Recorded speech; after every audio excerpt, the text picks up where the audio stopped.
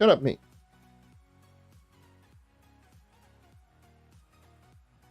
Alright. We just keep setting everything up real quick. You know how it is. Shut up, me. Edit.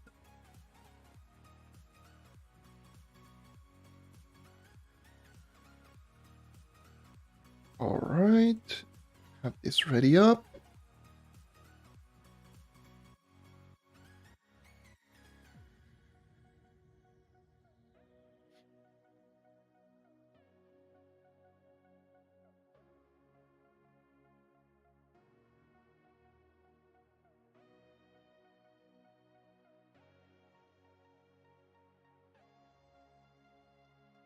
Alright.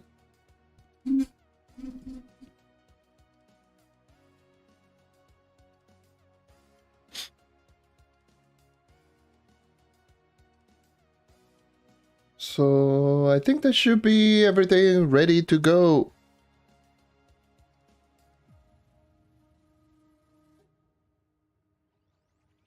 Let me see if everything is just good to go right here. Oh boy. How's it going, everyone? It's been a while. Not only since I've done a live stream for my PC account, since I've essentially done anything content creation related.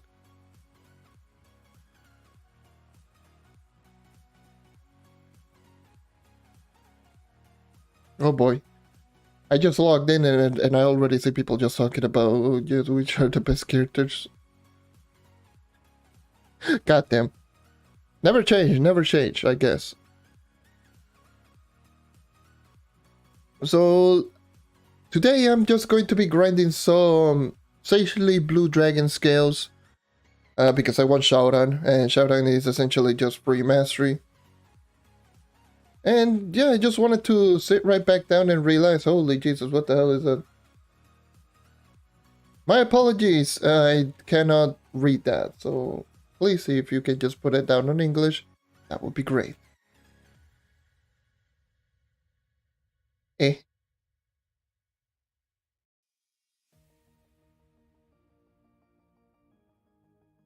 Anyways.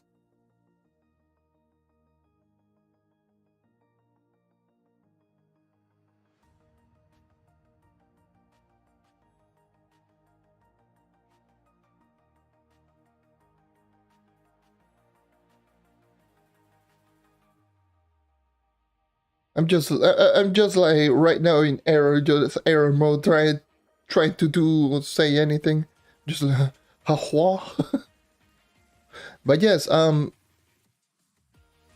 going to be just essentially talking about, for those who are just watching the VOD later on, I have not done any content creation or YouTube or anything really for the past almost a week now.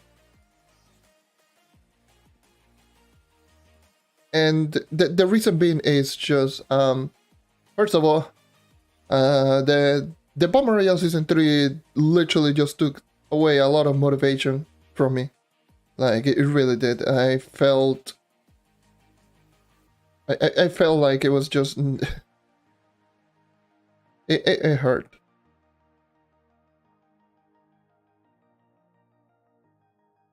It just felt rough to actually do anything, because it was just like, oh yes, woohoo, Bomber Royale Season 3, what's the point in doing anything, yoo-hoo. So there we go, there's one. I need to grind a whole lot of these. So yeah, essentially I'm just being unmotivated, and not to mention, not only have I been just unmotivated, I've also been sick, unfortunately. Like, I have one of the roughest allergies that I've had like in a while. It was bad. It was bad allergies. So essentially, I just, for the most part, over the past couple of days, I've just been resting. Just been sitting down, resting, watching videos. For the most part, I barely have been even playing anything. Yes, I've been logging in, but aside from that, I've just been resting for the most part. I still don't feel 100%. I still can feel the nasally voice and everything. But aside from that, I feel mostly fine.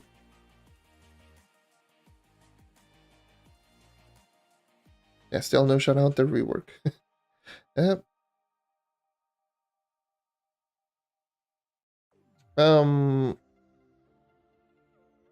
But yeah, a lot of things did happen during the time that I was just resting. I did check. I was constantly checking for. Oh yeah, this is not the PTS. I need to grab the shadows because I'm a poor bastard. But yeah, for real, I've been just keeping track of everything that's been going on the PTS. And they went for the boxes route. So essentially, what they did is they just made, if you essentially wanted to get everything without going into Bomb Royale, you had to essentially just get yourself credits and essentially buy the bombs. The good thing is that it will drop like tradable items. Just again, it's definitely a good thing. But goddamn, the prices. I saw the prices and my god, getting 33 boxes for 4,500 credits, that's kind of brutal. So I feel bad for everyone because not only are the credit pouches going to go up, definitely. And yeah, that was ridiculous.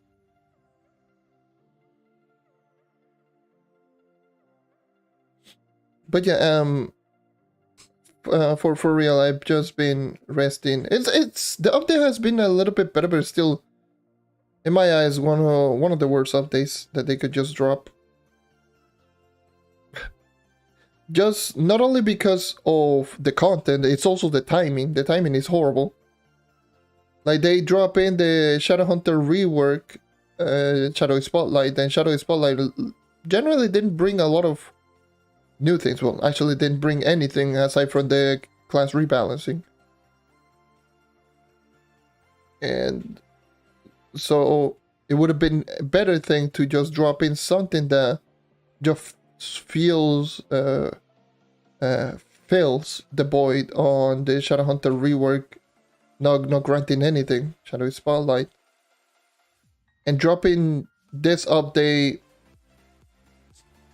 is just going to be a terrible idea because, first of all, no one asked for Bomb Royale. Secondly, it means that if they drop in this update, it means that there's going to be nothing for like 1 or 2 more months, maybe even more. So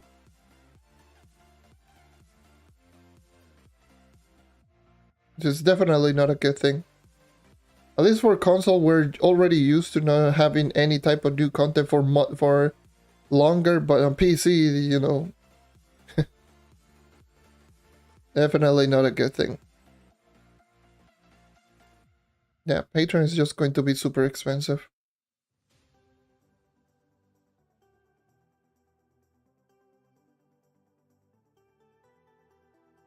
Or Fiery Feather.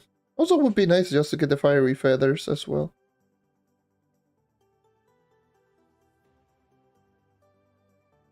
Essentially blue.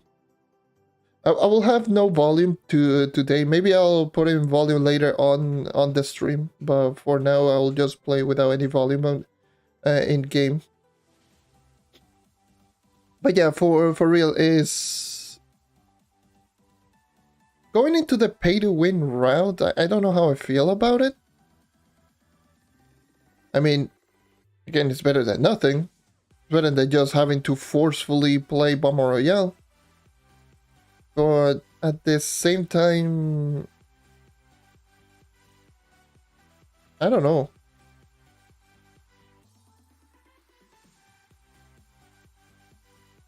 It still feels like either A, go pay to win, or obviously spend a lot of flux or wait until someone goes pay to win, which is obviously smart business-wise, because it's forcing players to essentially just spend money.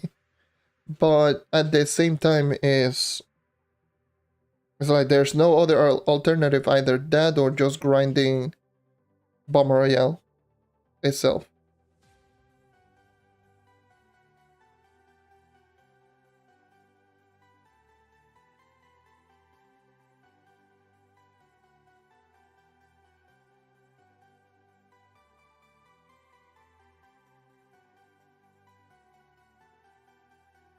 Yeah.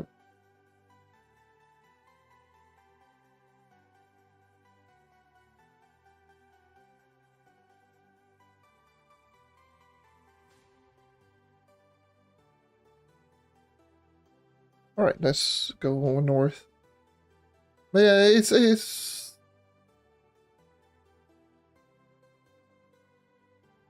that's where I stand on the update for.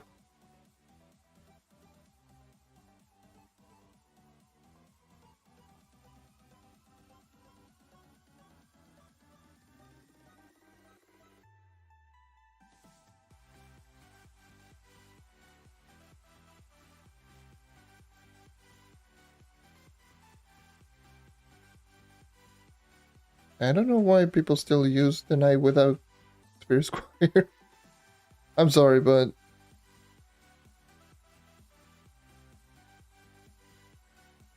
if you're going to use the knight, use Spirit Squire. Overcharge Spirit Square is way too strong. The consistency on Spirit Square is way too good, comparable to Charge. Charge, you go through walls, and if you hit a block, that's GG, and if you don't have any energy regen, that's GG.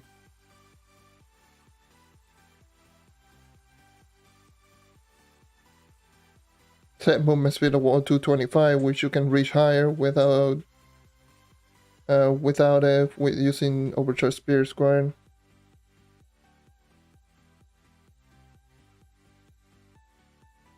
Just saying, just saying. I'm just saying. Totally didn't use the knight with all of those alternatives.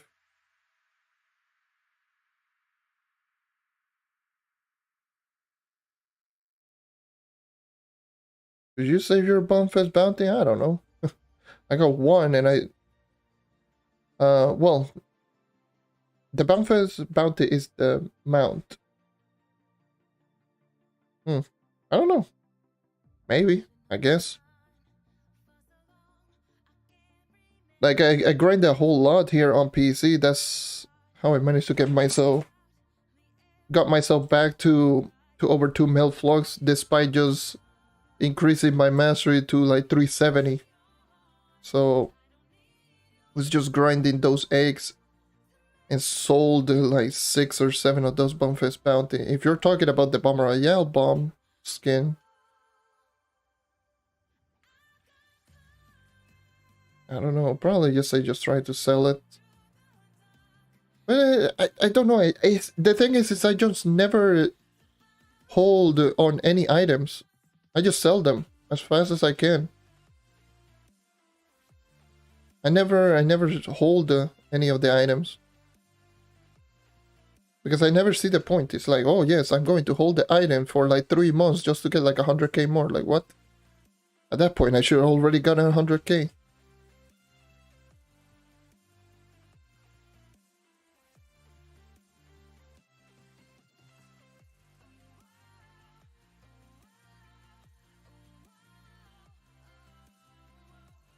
Cannot say the same thing to everyone, but yeah, that's just me.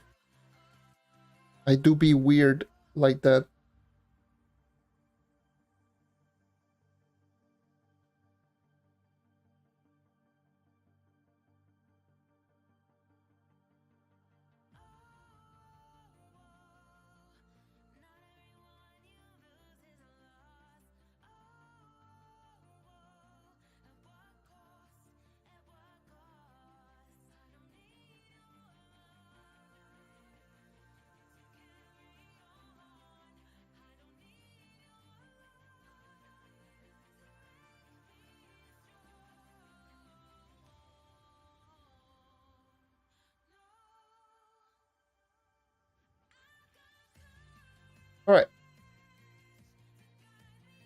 I'm just watching global chat people just discussing about the characters. Literally, it's been like this since I literally logged in. I logged in and I have been just keeping a track on what the hell is even going on. Let me grab all of my... Let me just look collect all of these stuff first. Let me just grab all of my blue Dragonscale and my fiery feather.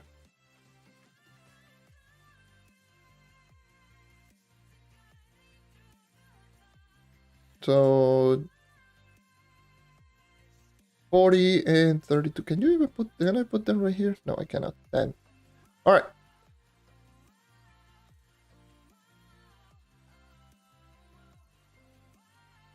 So I got 40 in total.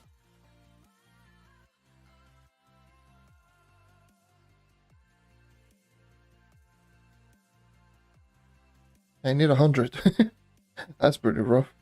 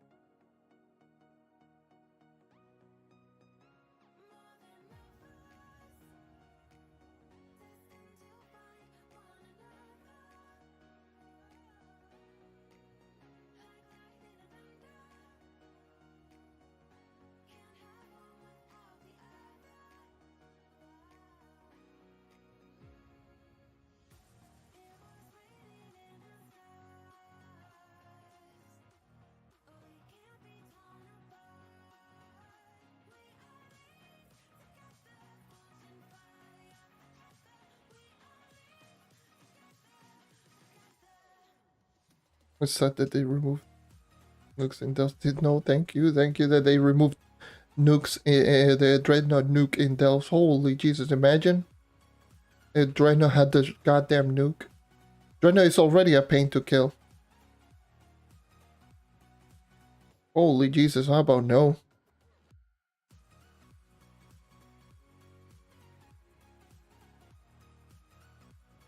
Unless they just have something to counter, but my god.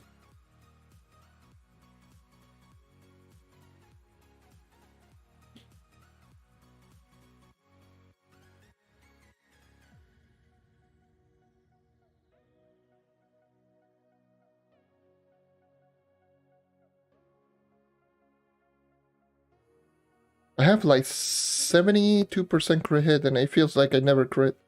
Actually, I don't need Marshall. With Sure Strike. I can just go Sure Strike for 92.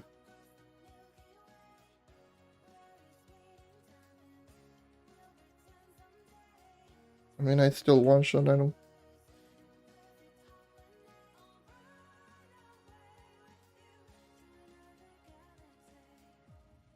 Because I swear to God, then that 28% seems to be stronger than the 72% from the looks of it. Come on. Happy with the lag. But yeah, I was going to talk about a little bit of a topic in regards to the update, the Bomber Royale update, and the 5 store packs that they leaked on the update. It's just crazy. There's been 5 store packs that were leaked. Pretty sure those are going to be the store pack for the coming events. So, for Spring Fling, for Splendid Summer, Spring Fling, Splendid Summer, and Sunfest. Those 3 events. There's going to be 5 store packs that are going to be available during all those time period.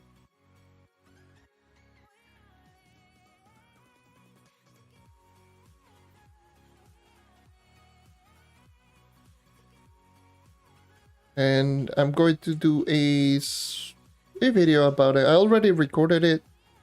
I was just debating whether or not I should just edit it today.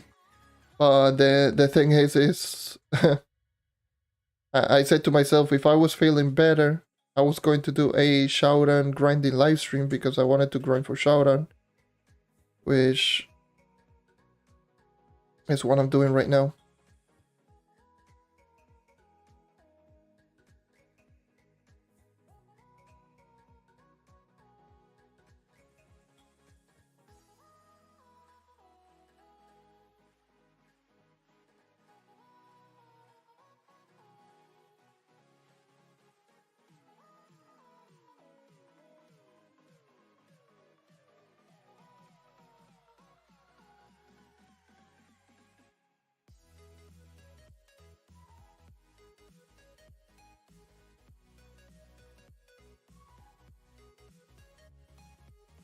Also, I have been using my Shadow Hunter on the PTS because my Shadow Hunter on the PTS, actually, believe it or not, has lower light value than this character.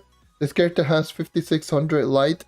The one on the test server, which is almost 32,000 power, and by the way, it only has like 5200 light. And that's just because of the Geode Mastery. This character has a higher Geode Mastery and not to mention better gems in terms of light value. It's kind of ridiculous. Both of them obviously do have a crystal level 3 base set. But one thing that I didn't notice is on the test server, you can just increase your mastery like crazy. On a crazy amount that I didn't know or I didn't notice, and that is going to be in regards to this item right here, the Chaotic Collection Stash. I didn't know that you could actually buy the item, and that's the thing, you could buy the item, and the item, what it does is it increases your hey, how's it going? It increases your, well, it doesn't increase. It gives you one of the items from the Legacy collectible and or Chaotic, like the actual regular collectible. And I didn't know that you could actually just buy that. And when I did, I just went and kept buying the item over and over and over again. Obviously, because PTS unlimited credits. And I increased my mastery to over 500. Like I do believe I'm like 520 or 510 on Trove mastery. So I already reached the mastery damage cap. All I need is what is it? The Geo Mastery 100, but that's not going to happen because that's just rough. Either way, that character, because I do have the Alpha PTS club or whatever it's called. I got invited there by Steve, and the thing is, that club for some reason has club buffs, and holy Jesus, the club buffs are just so great. Like my character on the PTS is like 32,000 power rank with like 6.5 mil coefficient. The only thing that it has problem is definitely for sure is the, what is it, the light, because base crystal level 3 said no perma torches, not even geode like 20, like geode mastery like 20, no chaos dragon, no nothing. And so yeah, I'm missing a lot of light. And obviously rocking a 2-star stellar and power gem with 1 light roll and 2 light rolls on my lesser cosmics. You know, my light is pretty low, but my coefficient seems to be pretty high, and dealing like around 6.4, 6.5 mil coefficient, around 31, almost 32,000 power rank is really good. Like I do believe I have, how much is it, like 314,000 physical damage and almost 2,000 crit damage. Is it like 1.9k crit damage or 1.8? I don't remember. It's like really, really good stats. Damn. I think it's like 1.9k crit damage with 314 physical. And I was able to just check out how the character works, and obviously 100% crit hit. And I was able to check out how the Shadowhunter would work on something like U9, and oh my god, that is just disgusting. The character is literally what I would have imagined. If you have marshals, you literally have the one-click character. It's really dumb. Even while going like really, really slow and sometimes going even AFK, I was still just averaging 270 dungeons per hour. It's super, like extremely slowly. I would just go sometimes and just check on YouTube or Discord or whatever.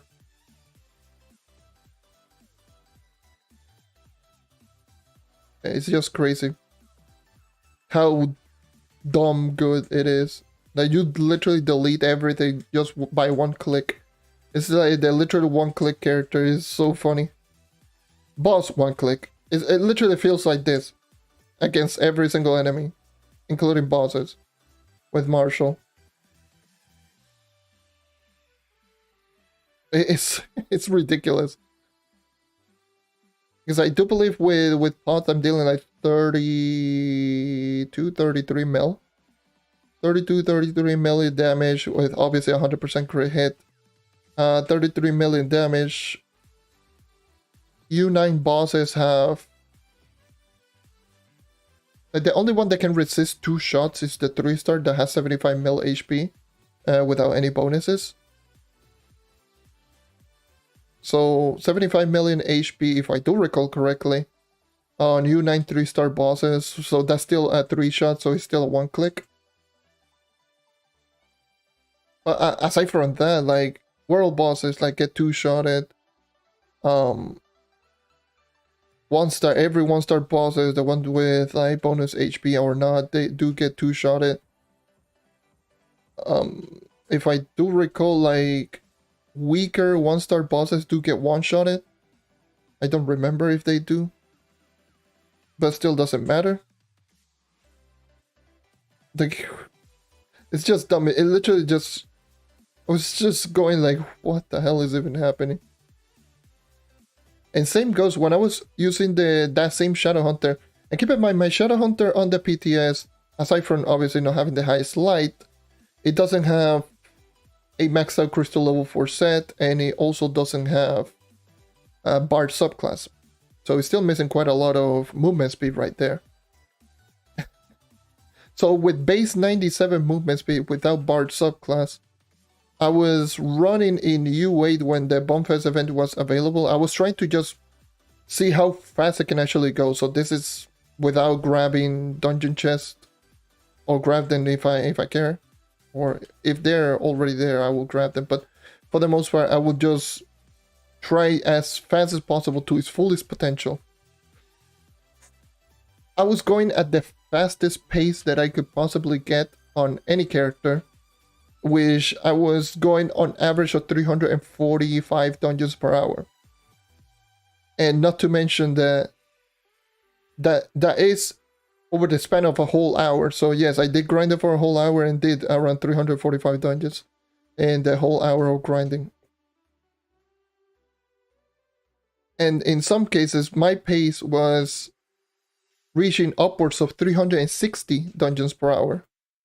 Imagine that. Imagine how crazy that was, how crazy fast I was going with the Shadowhunter. 360 dungeon per hour pace. I was legitimately just... I was wall hacking certain dungeons. It was super funny because I already know certain dungeon spawns. And yeah, topside, well, not certain. I do know pretty much every single dungeon spawn where they at.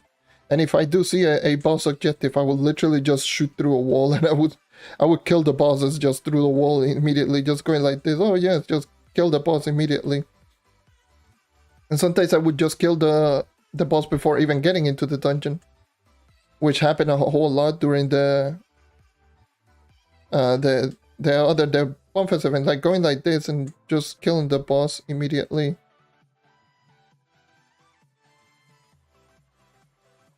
Yes, oh yeah, shoot, boom, dead, boom, go, move.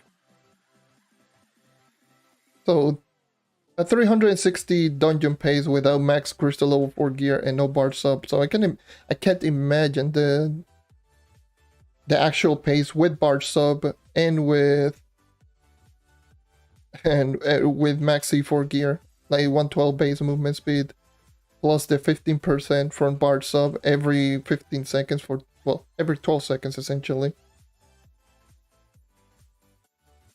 That would be crazy.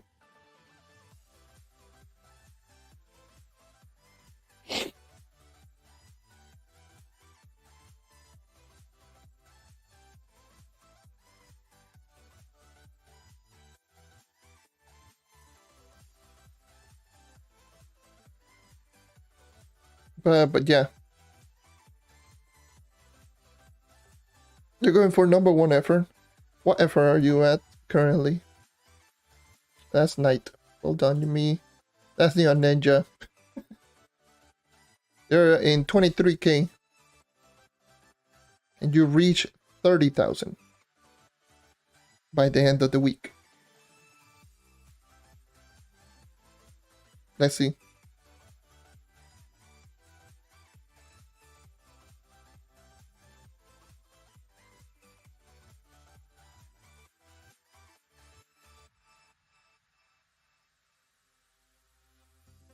Are you going for the good old-fashioned 30k effort, or are you just going to just say whatever?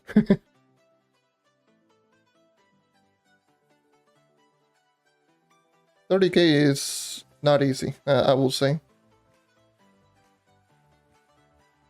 Reaching 30k is definitely not easy.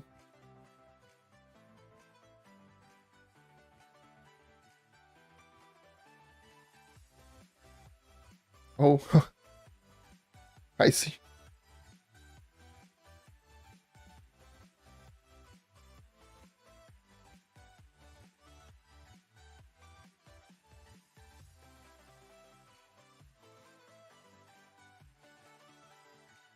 I'm not going to say what was my highest effort week because I feel ashamed every time I mentioned it.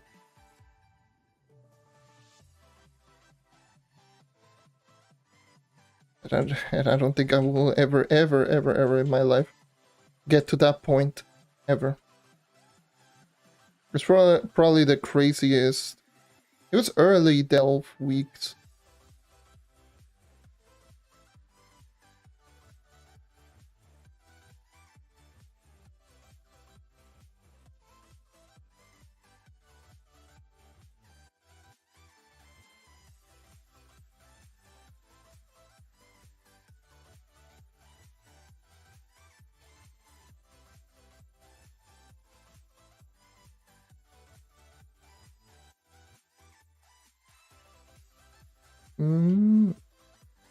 Yeah, hosting 5 farm with alt accounts. I bet you have a lot of crystalline cores, which is a good thing. Having a lot of crystalline cores, definitely a good thing.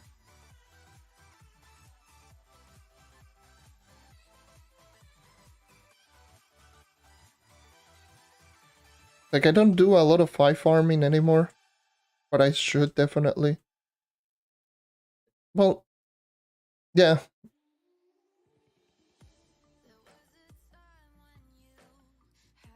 I should be doing 5 farm on my main account. Like, even on this account, I should be doing 5 farming. But hey, whatever. I need C4 gear first.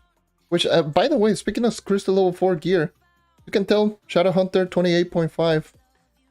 Pretty solid right now. And but aside from just being 28.5, stats are looking pretty good. 220, 1665.8. The thing is what is it? I'm now capable of doing 115 by myself, which is very, very nice. It's kind of difficult. And it only would suck if I find, like, what happened to me. The last time I did a run, this is probably the worst luck that I will ever find in, like, a 115 when I was just trying it out. I found a boss without any flask, with gladiator and health draw.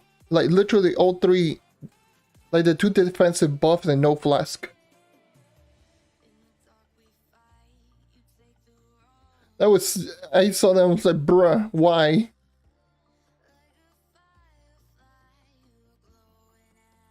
That was literally like the worst luck possible, and bruh, why? Okay, cool. Yeah, I just left the floor. Health draw, gladiator, no flask. That was a hashtag triple kill.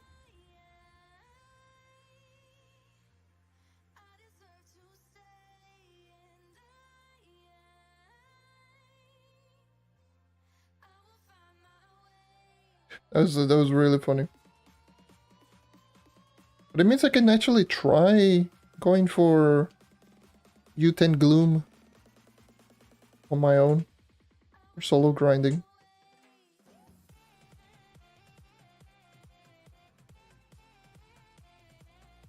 Yeah, it's ridiculous. Chloromancer, you could just solo bosses like so early on. Actually, by the way, speaking of Chloromancer, did you see the new DPS chart posted by Lunar? It's in the Trove Discord, by the way. There's a new DPS chart, and it's very, very surprising to say the least.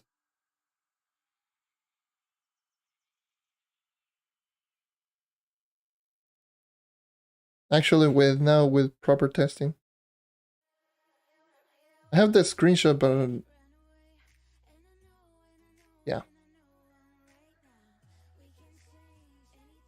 It's posted yesterday on the Trove Discord.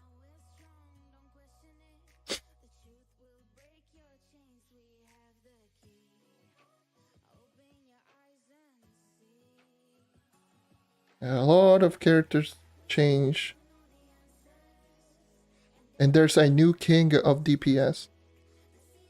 If we're not talking probably they didn't test Chloromancer with multiple plants. So I'm not 100% sure. If he didn't, then obviously probably it's going to be Chloromancer still the highest. But if it's not, because here's the thing, and it's a good thing, it brought me a lot of perspective in regards to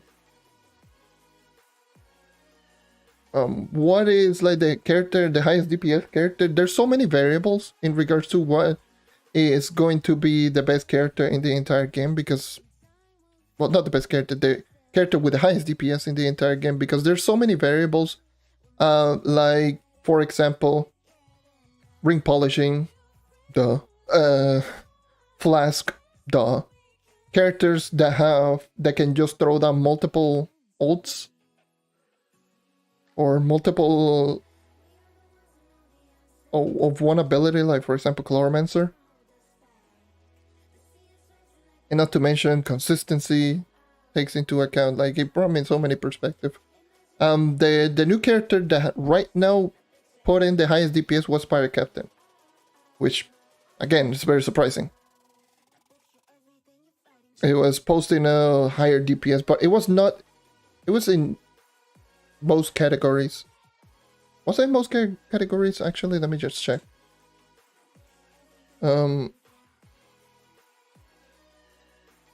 me see. Pirate Captain, yes, Pirate Captain. Just slightly higher than Shadowhunter's Tactical Seekers.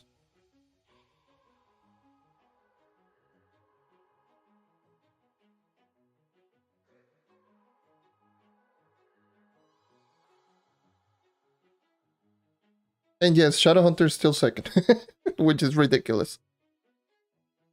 With the highest potential Shadowhunter, still second place with Tactical Seekers.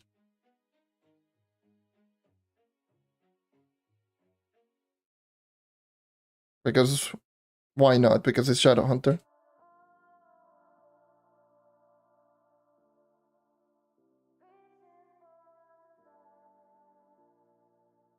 Again, once again, I will take everything with a grain of salt. But from the last testing that Lunar Station did, those were his results. A Pirate Captain was consistently the highest one out of everything. But once again, I don't know if he did 3 to 4 ultimate abilities, or I don't know if he did like any weird setups. So that's why, again, we don't know.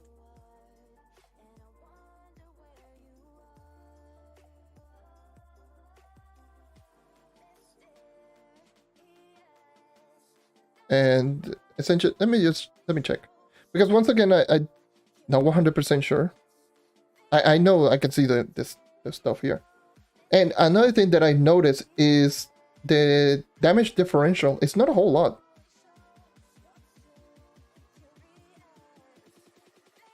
Well, obviously, if you compare like Pirate Captain to some of the mid characters like Rev,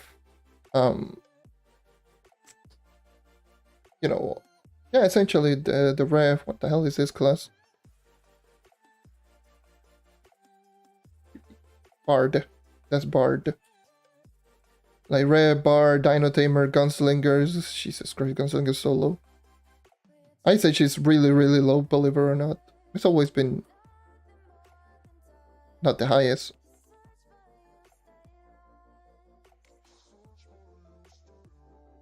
But yeah, comparable, like Pirate Captain comparable to Shadowhunter, there's a difference, but not a whole lot.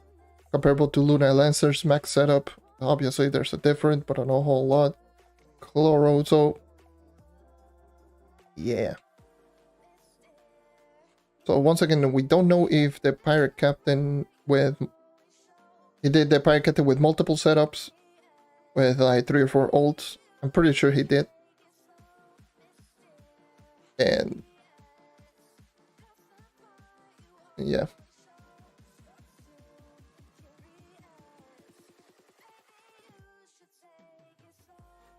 Yeah, it requires a nice color. That's... I really need to just consider changing that. I mean, Ice Age still... I can understand but Gunslinger for crying out loud. Ice Age is still the best floor clearing character in the game. It's not even close.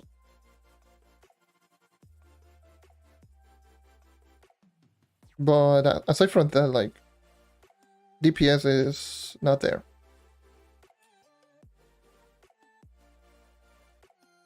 Well, Ice Age is doing less DPS than the Knight, for crying out loud. Less DPS than the Knight, less DPS than the Revenant, less DPS than the Bard. Yeah, DPS on Ice Age is not high. It's consistent, but it's not high. Which is pretty much always been the case. The Ice Age never been the highest DPS character, despite what people might say. Oh no, the Ice Age got nerfed so hard. The Ice Age didn't get nerfed so hard. Let's just put it out there. Let's just plop that out there. Like, the Ice Age nerf is not too much.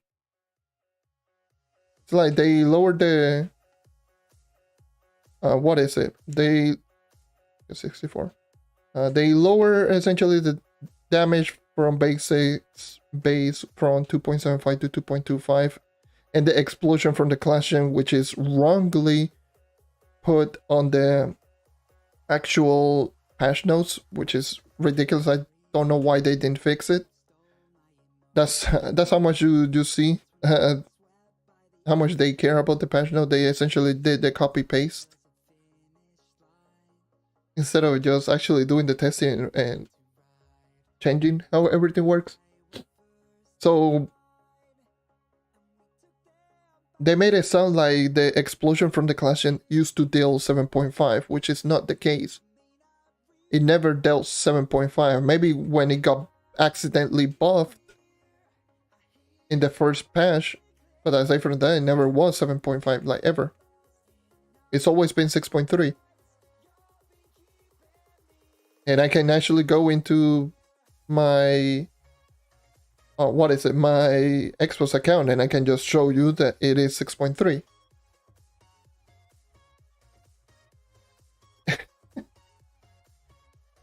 And the thing is, in the patch note, they say, oh no, reduce the damage from 7.5 to 6.25. Huh? What? Why did... What? Okay, sure. It's never been 7.5, but I guess, sure. You do you. It's, the actual reduction is from 6.3 to 6.25, so essentially barely any difference. Like at all. And it's just funny. I just found it funny.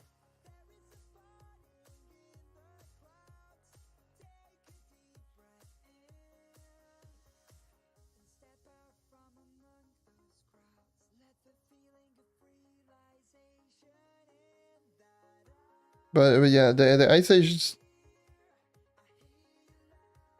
The reason why people used the Ice Age was because it had consistently good DPS. Now it doesn't have the consistent good DPS, considering some of the characters actually did get buffed in their DPS, so they're stronger than Ice Age. It's not that the Ice Age is that much weaker, it's just that all of the other characters are stronger.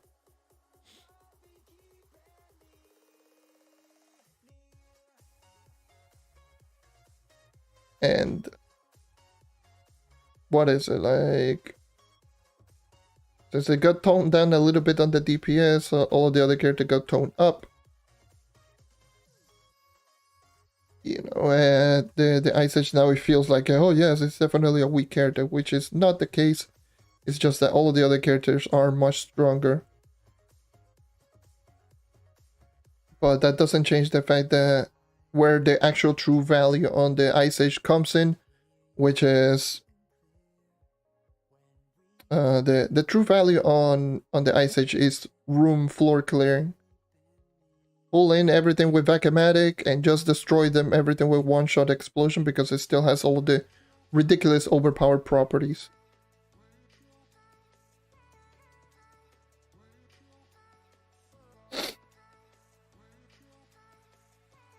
Does Dino Dimmer... Actually, I didn't check. Is it even here? DT. Let me just go with damage emblem instead of going with ring polishing. Damage. Average. It's in the same realm as current Gunslinger. So around the same... Around the same...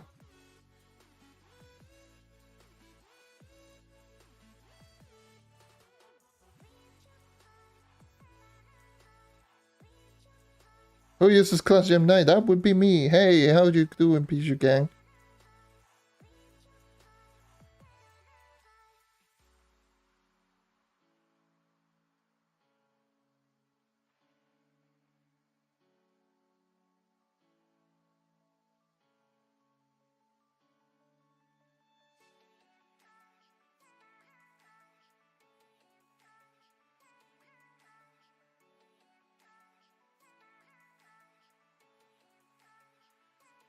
I was tempted to just say... to just say something in global. I'm not, I'm just going to shut up. Still people to this day, still people believe that Charge Knight is still better than Spur Square Knight. Yep. Mm-hmm.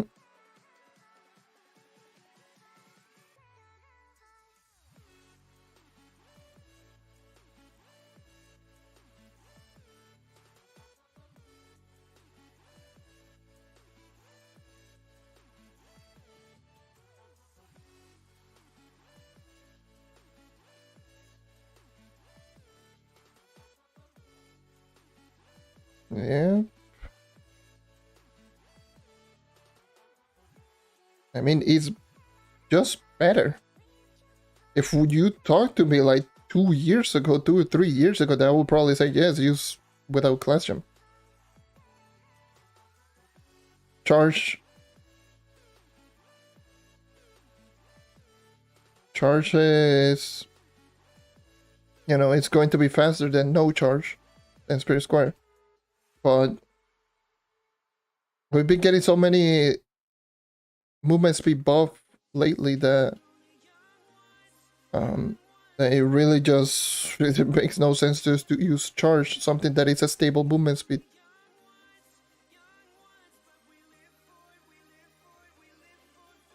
And even still with the buffs on the knight, by the way, the knight buffs on attack speed, which essentially just makes the knight one-shot everything with basic attack if you're endgame. You still use Spirit Squire. That's how good that's how ridiculously good the Spirit Squire is. You have potentially a basic attack, like one of the best basic attacks in the game. Probably the best for dungeon grinding. If we're talking like for endgame. For endgame dungeon grinding, I mean. You have probably arguably the best basic attack in the game. And it's still better for you to use Spirit Squire, in some cases, over the basic attack, because of all of the other things that Spirit Squire brings. That's how good the ability really is. Even despite the buff.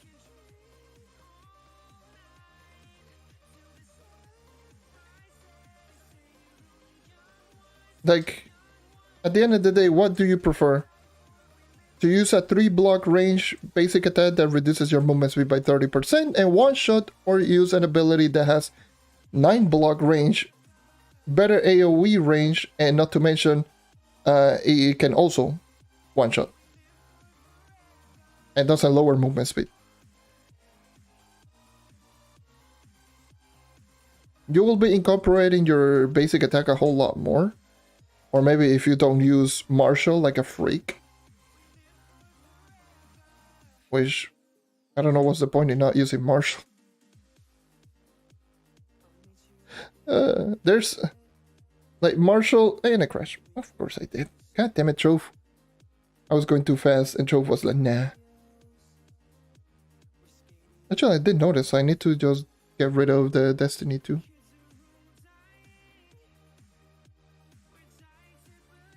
One of my mods is out of date. Woohoo, get Trove. I hate this game sometimes.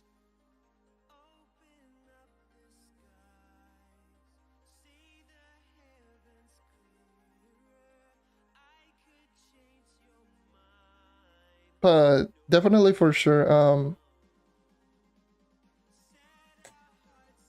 the Knight with Spirit Square is undoubtedly the best that the Knight will ever be. Even despite the buffs. It only becomes, you know, basic attack becomes better if you don't one-shot consistently with Spirit Square. But as soon as you do one-shot with Spirit Square will be better. Just because, I don't know how many times I did mention this in multiple videos. You watch like everything regarding the Knight and me just talking about Spirit Square. You should know. Let me just get rid of the stupid headset. I'm already getting tired of just hearing the stupid music. No, it's getting kind of annoying.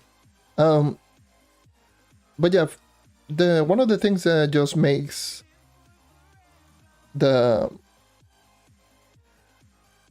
Night Spirit Square so good is the Spirit Square itself. It is a, let's talk post buff after the buff on Shadow Spotlight. It is an 8.5 times damage multiplier ability, so it is among the highest damage single damage abilities in the game.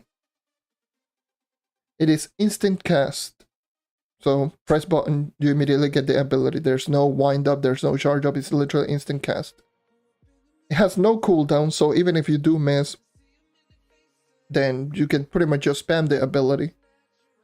The ability on its own has really short animation speed, so it means that even if you do miss, you have the second one is going to come out really quickly. There's no wind up. It's literally a really fast ability that does high damage. It has 9 block range, so it has pretty good range. Not the best, but obviously pretty good range, comparable to something like basic attack, which is 3. 9 block range is, let me just break it right here. 2, 3, 4, 5, 6, 7, 8, 9. So around this distance. So everything starting around here, it will hit all enemies all the way until that block. That's around 9 blocks. So 9 blocks in distance. It will go through enemies, meaning that there's nothing stopping that ability. It literally, that ability, everything that is within those 9 blocks is going to essentially get damaged. And it has a 25 energy cost, so it's an ability that doesn't require energy. Energy regen, I mean. And to top it all off, it's an ability that doesn't lower movement speed, which is something that people don't take into account. Movement speed reduction abilities can be quite a pain, especially on something like the Shadowhunter. That's why the Shadowhunter becomes incredibly quickly once you start one-shotting everything. Because Shadowhunter's basic attack actually lowers movement speed. In case you didn't know. Like, this is my regular movement speed, but if I start shooting, you can tell that my movement speed just gets nuked. So essentially, that's that. Like, for a speed farming character, the thing that you want the most is not being able to lower your movement speed in the slightest. Because Trove movement speed is very snappy and very instant. So for example, even if you're just moving around like this, even if you do tap the actual basic attack or something that lowers your movement speed, you're going to see that, like, here I am and tapping the movement speed. You can immediately see the movement speed just getting nuked. It's not like it's a gradual movement speed reduction. It's going to be like an instant movement speed reduction. So if you're running 200, and if you activate an ability that lowers your movement speed to 100, then your movement speed is going to go from 200 to 100 immediately. It's not going to go 200 and just gradually going down all the way to 100. And that is very, very important for speed farming character, and even more so for the knight.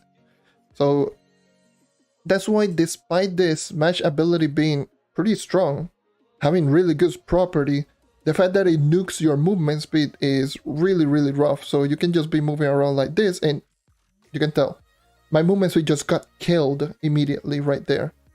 Just dead. I can do dead.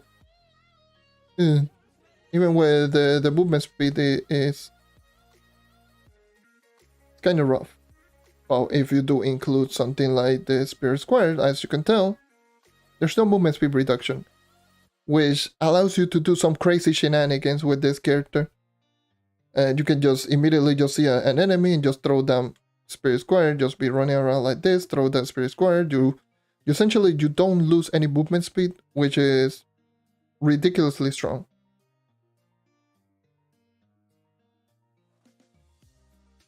So, yeah.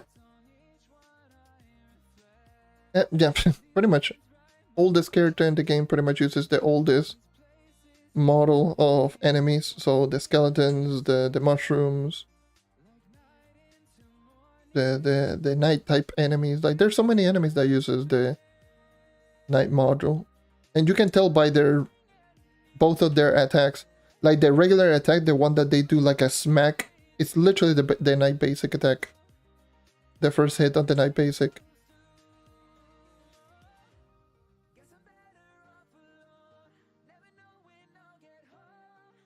And obviously, like that, As you can tell, that attack right there is essentially the Knight basic attack.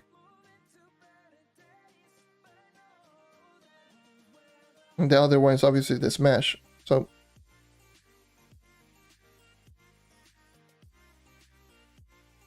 it would be nice if the Knight got some definite animation differences. Well, speaking of about the Knight, I was literally just before the stream, I was on Xbox. I was checking, I was buying all of this stuff from Corruption, like the double EXP potions, because everything Corruption appears, I do buy all of the EXP potions. So whenever I do decide to grind some EXP on my Xbox account, then obviously I do have a bunch of EXP potions. I have like 80 plus again, 80 double EXP potions once again. So when I was just using the Knight, I was just thinking like, I was looking at the DPS chart and I was like, ah, damn. The Knight is one of those characters that drops quite heavily in DPS because of the old animations. The Knight has one of the... It has problems with the animations. And that is because when you're using the Knight with... If you do look at the DPS chart, that's probably the best way to start. So if you're looking at the DPS chart, you quickly realize that the Knight, in terms of DPS, becomes from the 5th highest DPS character in the game to the 7th highest DPS character in the game, if you do include Flask or no, without Flask and with Flask. The reason being is because the Knight actually has a problem with what is it, like the animation from the Flask. So whenever you use a Flask, certain characters you can actually cancel out the animation from the Flask with a basic attack by holding down basic. Like, let me see if Shadowhunter has that. Like if you actually are attacking right here, you can see that Shadowhunter has the same problem as the Knight. That there's so much animation speed, but if you use a character like the Ice Sage,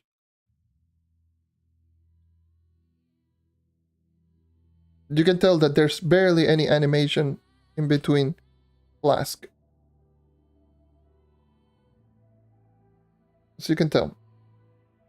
Like characters like the Shadowhunter, the Knight have that problem where when you're using the Flask, it takes so long because like I'm holding down basic attack right here, and which is definitely an issue that I've noticed. And I was just like, damn. That's actually something very interesting to think about the Knight. And one of the other things that just made me wonder is, since the Knight Spirit Squire is the lowest DPS ability in the game. Let me just put it out there. Like, the Knight Spirit Squire is ridiculously low in terms of DPS, which makes sense. It's an ability that is not extremely spammable, but obviously is, and obviously you can essentially just throw it down almost twice a second for the most part. So definitely for sure it's not the highest DPS. It's always been that's always been the case. But one thing that I definitely noticed that would be like a really cool thing for the Knight. Imagine this. This is my rework. If I had the idea to put in a rework for a character, what would I put in a rework for the Knight? And I thought that this would have been like really cool, since they're already just making the Knight as a basic attack type character. A character that just focuses on using the basic attack, which would have been really cool. Which is really cool, but the problem with the Knight is the Knight has a lot of dead abilities. A Smash and the ultimate ability are pretty dead in my eyes. Wouldn't it be really cool to put in something like this? When you're using Spirit Squire, or when you have Spirit Squire equipped, rather than just removing your charge ability, it would just remove your Smash. rather than just being this ability right here that you quickly spam, make it more like a buff ability, similar to the Neon Ninja's final technique. So if we look at the Neon Ninja's final technique, let me just put in chrono. If you look at the Neon Ninja's final technique, it's just a buff that allows you to just keep spamming your basic attack and be in range. Why not make the Knight Spirit Square into a buff similar to the final technique, but rather than just being like the Neon Ninja, which is just extreme range, make it more like every time you do swing your basic attack, it will just throw down a Spirit Square. Rather than just throwing down the actual Spirit Square, it will just throw down that, you know, that slash that you do see right there. And for like around 10 seconds, it will just essentially just make your basic attack into Spirit Square only. And it has the same property as the regular Spirit Square, like, I mean, 8.5 times damage on 6 attacks per second would have been pretty nuts, not gonna lie. That would be pretty overpowered if I do say so myself. But at the very least, just having the no movement speed reduction, the 9 block range that goes through enemies, stuns enemies, and whatever. Or heck, you can even remove the stunning. It doesn't really matter. Just keep spamming like this, going like this, but throwing Spirit Square every single swing. That would be so sick. You'll be just running around throwing Spirit Square just with basic attack, just going like this without losing movement speed. That would be hilarious. Just imagine in Delph, you running around like this without losing any movement speed, just throwing that Spirit Square everywhere. Destroying everything without losing any movement speed. That would be hilarious. That would be hilarious. That would be overpowered, by the way. That would be ridiculously overpowered and broken as hell. But that would be hilarious. You're literally just running out.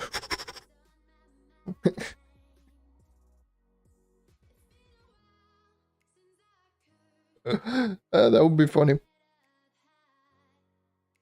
And yeah, just make it, rather than just being an ultimate ability, more of an ability that you can just activate.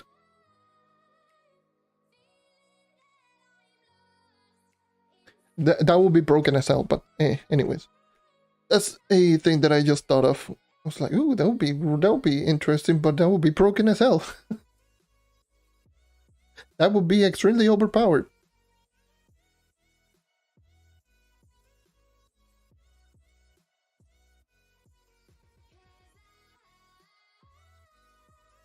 And also do something with the ult. It would be really nice that the Knight had a better ultimate ability. Like, I still don't know why they didn't just do like, you know what would be a great idea for the ultimate ability? Let's just add a damage increase or a movement speed increase or something, rather than just making it that it lasts 2 seconds longer. And just make it so that the allies that get the shield get a little bit more damage reduction. That is so terrible. It is so terrible right now. Because Iron Will is it's an ability that is alright, but definitely for sure it's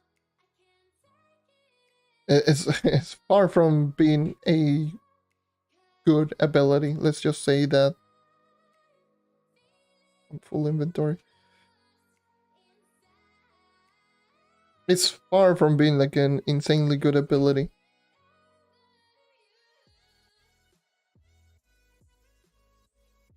Or heck, it's far from being even a decent ultimate ability, to be honest.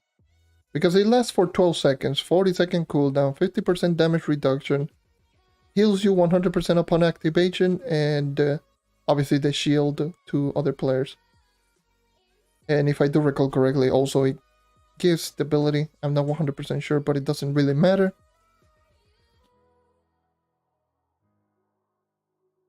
but the main highlight is just it gives you the full healing and 50% damage reduction for 12 seconds post Shadowy Spotlight. And the reason why it's so bad is just take into account the Draco, for example. The Draco ultimate ability. Look at all the stupid thing that the Draco ultimate ability does. Heck, look at even the Ice Age ult. The Ice Age ult granting plus 50 base movement speed, granting double damage, 5-second invulnerability. It's pretty ridiculous. And max attack speed. Oh yes, I forgot to mention max attack speed. Yes. And in the case of the Draco is 50% damage reduction, the same as the Knight. 50% bonus magic damage, 10 plus movement speed, and a much stronger basic attack, and it lasts for 15 seconds. So it lasts for even longer than the Knight post buff. Like, what the hell? Granted, the same stupid thing. Like, it makes no sense. That's why, like, the ultimate ability feels super weak. Like, it's more like underwhelming than anything. Like, it has its uses, but damn. Damn.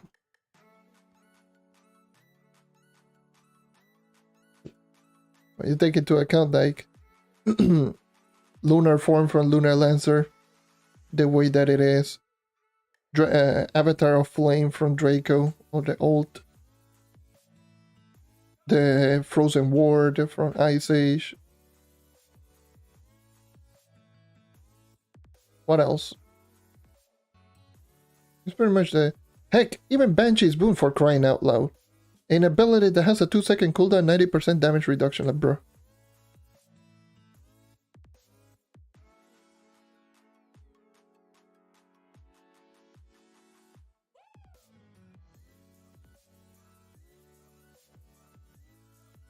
Now that is ridiculous.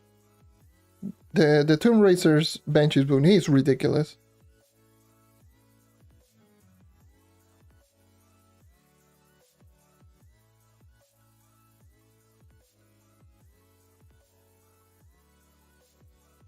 You know, being 90% damage reduction on an ability that you can essentially activate every 2 seconds. And that ability also grants you a stronger basic. Plus it spawns the class gem, which the class gem allows you to spawn more minions because it grants you a minion charge. That is coming from, again, an ability, not an ult, a regular ability.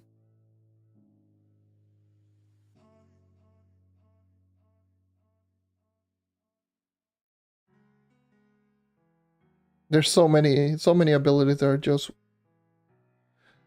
The balance is just like, why? Well, it is what it is.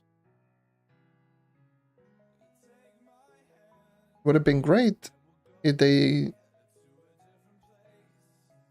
in the Bomber Royale Season 3 update they would have been like, you know what, would have been a good idea to also just put in some additional updates for certain characters.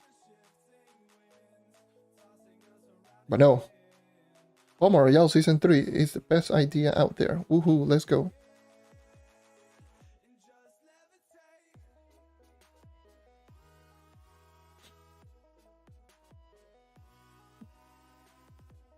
Probably the worst placed update that they've done.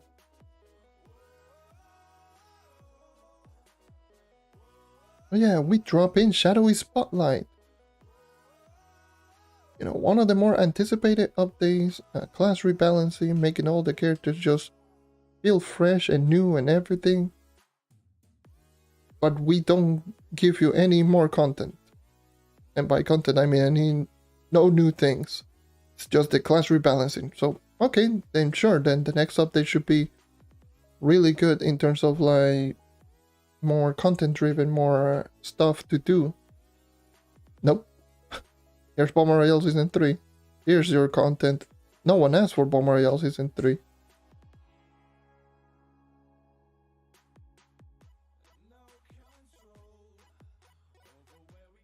And the problem is, like, even if you... They go like, yeah, you know what, screw you. Even if you do say, like, this is a terrible idea, a terrible update, or whatever, they will just go through it and they will be like, nope, screw you. That's what I hate most about the development on this game, if I'm being honest.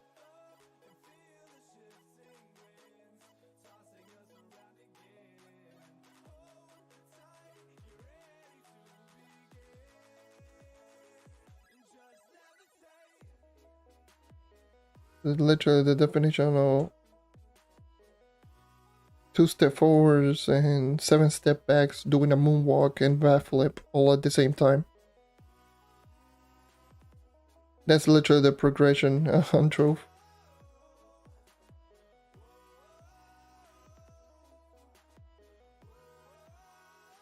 One step forward, 7-step backs, doing a moonwalk and a backflip. All of that on a treadmill going backwards. Oh, Jesus.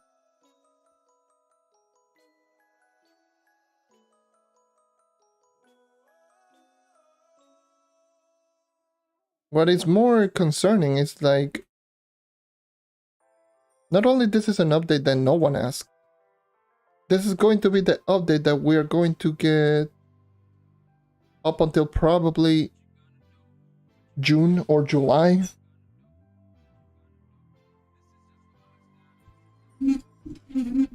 So yes, so that's going to be essentially the new update that's going to be there for like the next 2 months. 2 or 3 months. Essentially. And they're not going to hint at anything up until like maybe next month. They're not going to hint anything, and they're going to go 100% quiet for the next month after they drop in the update. Maybe they might do a live stream of an event. Maybe. But this is definitely going to be the next thing that is going to be here for the next 2 months. Which a lot of people are going to end the update in the first two or 3 days, or maybe the first day for the pay to win players.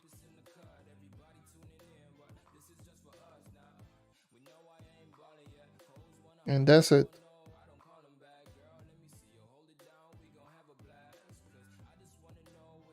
So yeah, it's rough.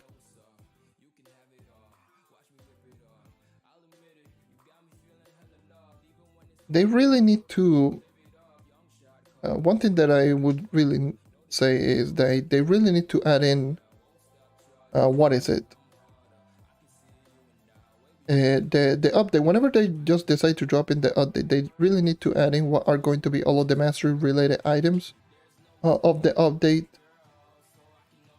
on their passions or something, and just let the player know where to actually get all of those items,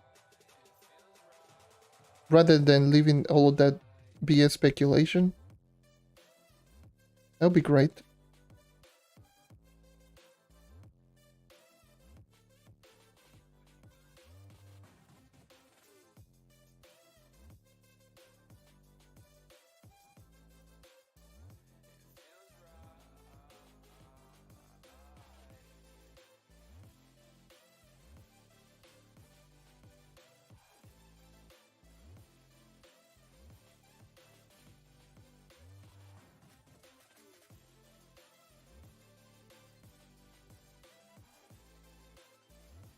I just killed this boss because wall hacks.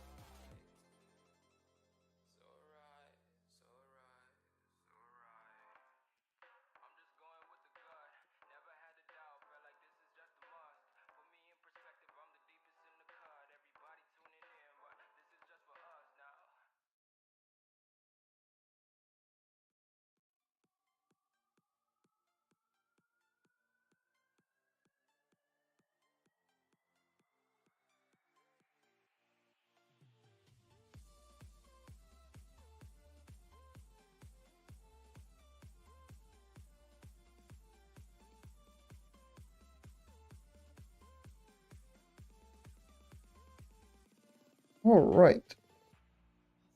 I've already been streaming for an hour, the hell? It really hasn't felt like an hour actually. Like an hour 20 minutes actually. Right there.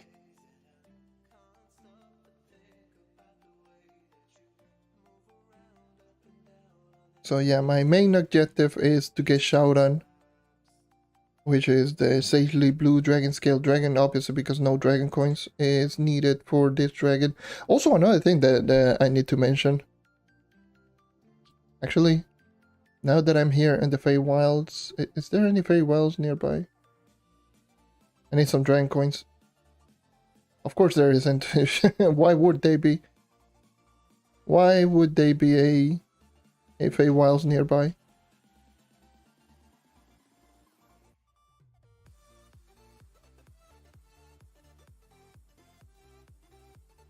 Okay, go with my Neon Ninja.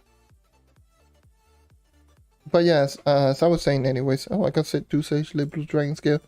I am essentially almost done with my very first Diamond Dragon Egg. Pretty nice. That means if I do manage to get myself my Diamond Dragon Egg, I will be 29,000 power rank. Which is pretty pog, not gonna lie. I will probably just get the Water Primordial Dragon out of all of them. I know normally I would have gone the one that grants me more stats, but I will probably just get the Water Primordial Dragon. If I ever, in my wildest dream, decide to just go ahead and start fishing, then I do have essentially those for fishing, for not only the regular fishes, but for all of the other ones, like the enchanted ones, because I do have Lady of the Lake.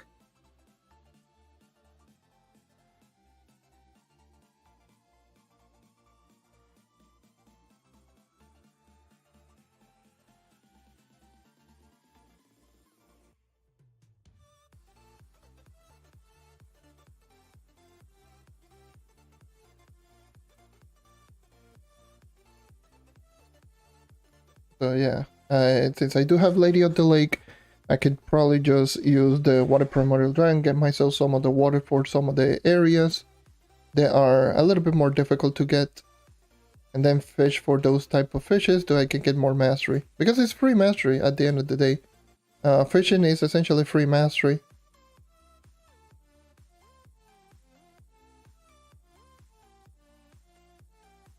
And now that I've... God damn it, can you let me jump?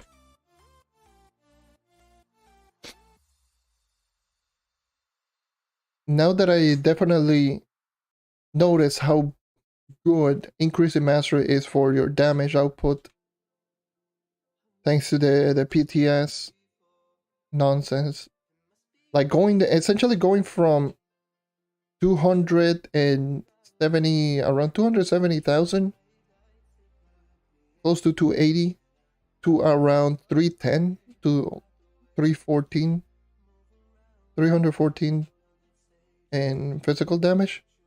Oh, that's pretty crazy. Just because I increased my mastery from like 4 to 500.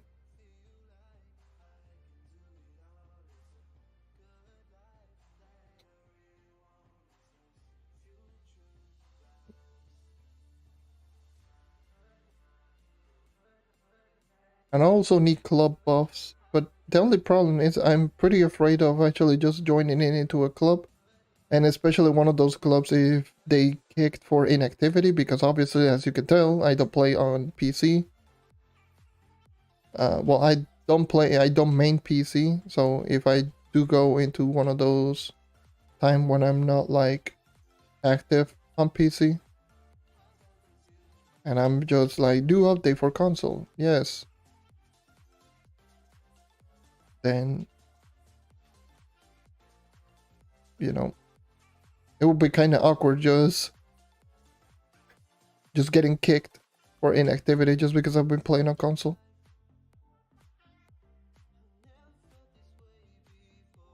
But sooner or later, I really do need to get club buffs.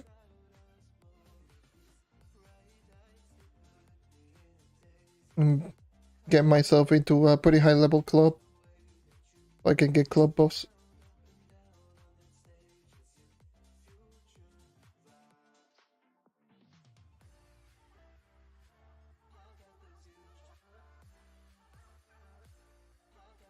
I'm also, by the way, I'm also very interested in the what is it, that mount for Bomber Royale, the one that actually is a bomb that actually just sends you flying upwards. I'm very interested how you could apply that mount into speed farming, because you could technically just apply that mount into speed farming. It's going to be somewhat awkward to use, if I'm being honest. It's going to be somewhat awkward to use because of what is it? Like I just mentioned before in regards to the movement speed on Trove. But you could technically, you can just use, if you're fast enough, you can technically just switch into a mount and just maintain the high movement speed. Like for example, you can go like this. Just essentially if you do have the timing correctly, like if you're running around really quickly with, let's just say, let's just increase my movement speed by a lot. Oh, I love the, let's see if I can get fire this. Obviously, like normally with a mount it would be like this, it would just literally kill your movement speed, but if you do like this, you know, it's essentially the same thing that you do while increasing your, while doing jump dodging, just jump mount. It's jump mount without moving. It's kind of rough. Well, not kind of rough, it's kind of difficult to actually do consistently, because you can literally just go like this, and because if you saw that my mount was moving really quickly, I was generally not holding forward.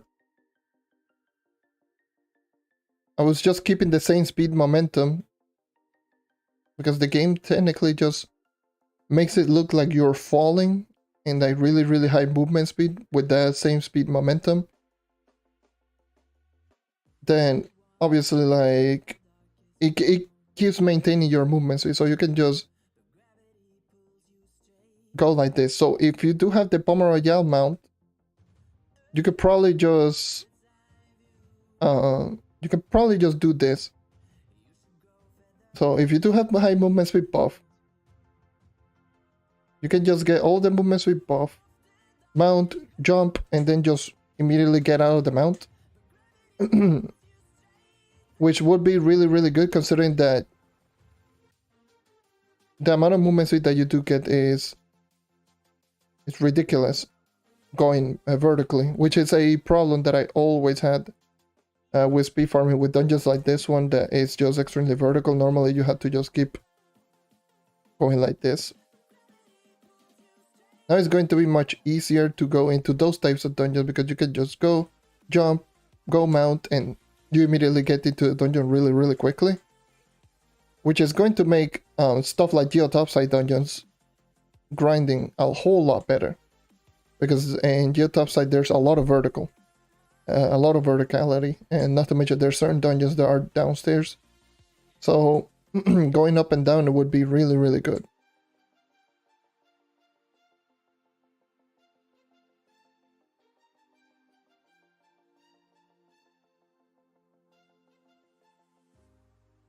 But yeah, the key to just having high movement speed on mounts is not moving. And getting out of the mount as fast as possible, definitely. Because as soon as you move, you kill your movement speed, essentially.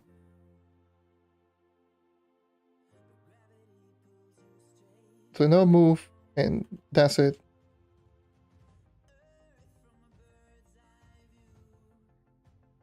And requires a little bit of timing here and there, but just like, yeah. I do that a whole lot. What I did that a whole lot during my grinding on Bumfest. You know, since you had to go into essentially a dragon to blow up yourself up into the dungeon.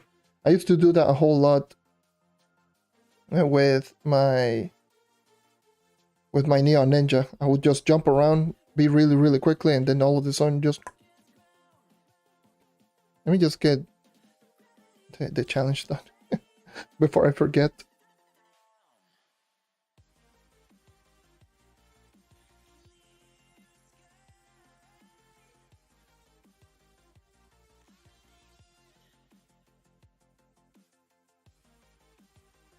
There's Faye.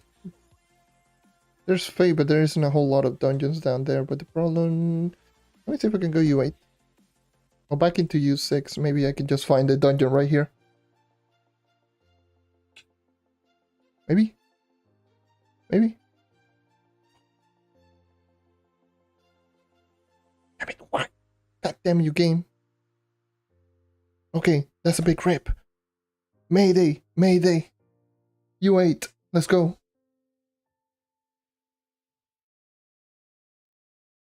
Oh, for the love of Christ. Jiminy Crockett. Why is he so terrible?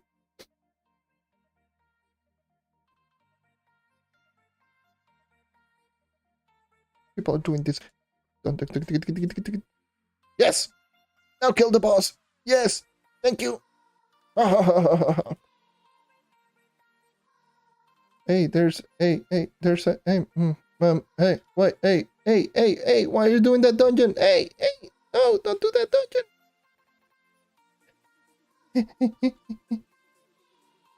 Did they complete? They completed that other dungeon. God damn it! Gotta love challenges. People just separating each other.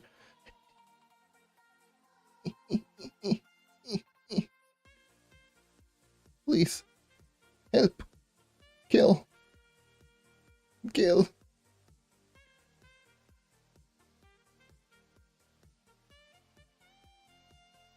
This is terrible Fey Forest. Not gonna lie. People are going to use Neon Ninja just to get to that point. I'm going to go directly into Shadow Hunter. Not losing that dungeon.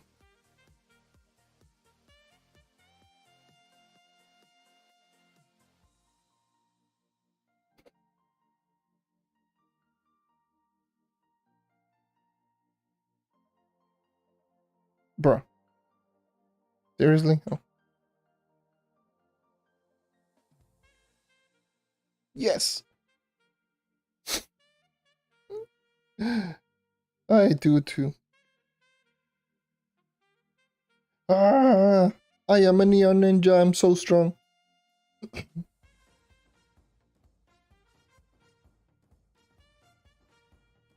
Help me, my friend. Why am I...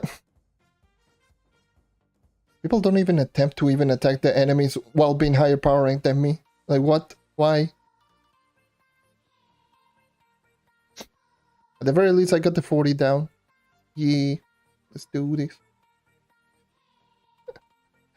Oh, for the love of God, why?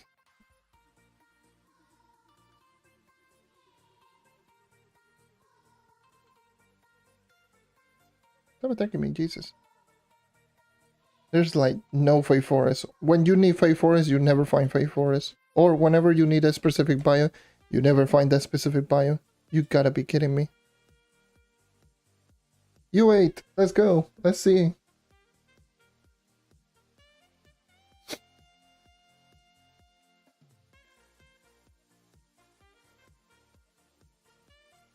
Rally Blade. Oh, thank God. Give me. Complete the 3-star. Eh. I ran out of just. God damn it. Why?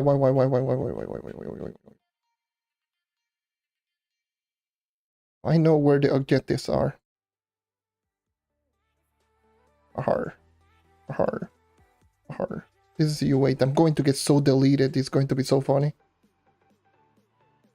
I'm stunning everything. Come on, kill.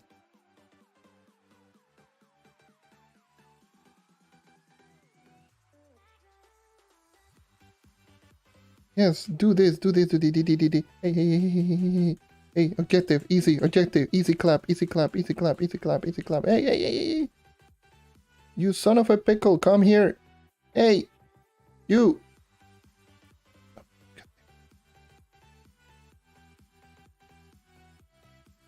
Oh my god. That boy blind. That boy blind. That boy blind as hell. You gotta be kidding me.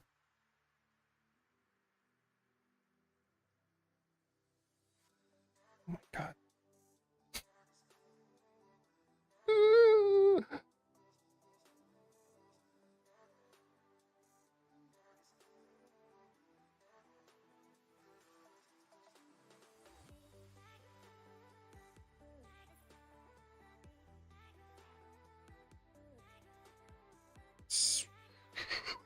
Almost narrowly missed that dungeon. Holy Jesus. Oh, I got barely any jumps. Look at this. Look at this. Epic pro parkour skills. Oh, god damn it. There's a boss over there. And I ran out of jumps. Okay.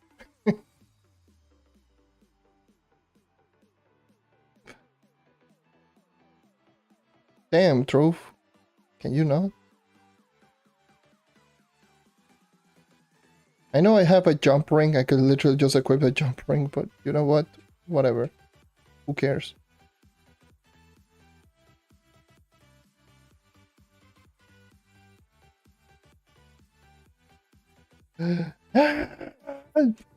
It's right here. Why? People blind? Are you blind?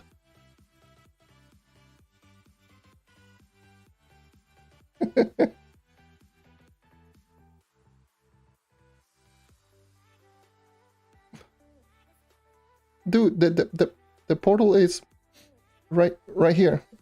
Right here. Okay.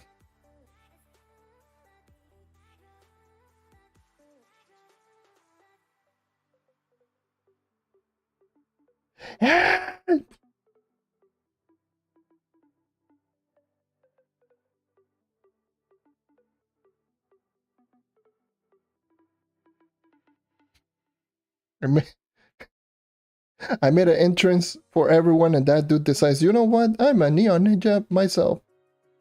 I'm going to make the entrance myself. Okay, well, screw me then. Woohoo, GG, yay.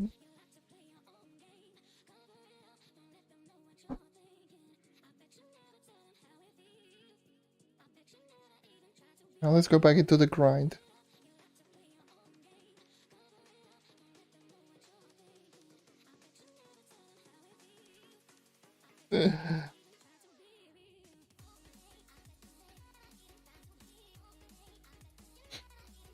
I got 82. And I got 48. Isn't it 50 fiery feathers? I actually forgot if it is 50 or 100.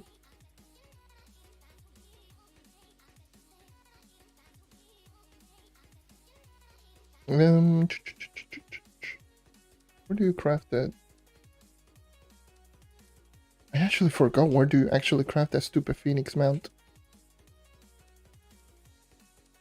I don't think you craft it here.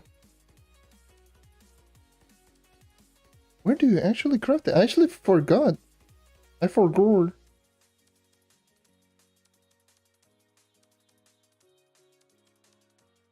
Because it's no longer in the adventurous crafting bench. It's no longer in the mount taming bench.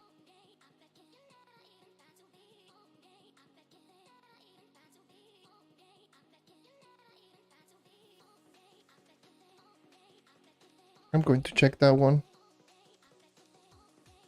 I'm going to check that one. I actually forgot. Let me just go into U6. I know Shaoran is 100 Sagely Blue Dragonscales, but I don't know. Oh, what the hell? I'm still in the same world. Okay, I'll take it, I guess. I just kill all the enemies right here.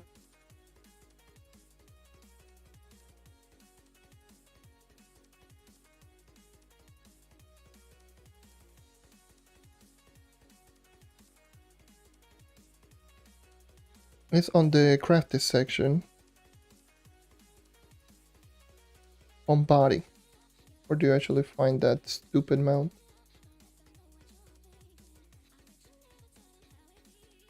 Trosaurus. Forgot which crafting table is. On body. Yes. You've crafted in the Forbidden's workbench. And it is 100 fiery feathers. Okay. Thank you for letting me know, goddammit game. Jesus. It's 100, so no luck. I only got 48. I thought it was 50, but well. It is what it is. At the very least, I could at least have almost done Shaoran, which is a dragon, free dragon, 30 power rank, probably a level or 2 in mastery. Definitely 50 magic find, different stats, whatever.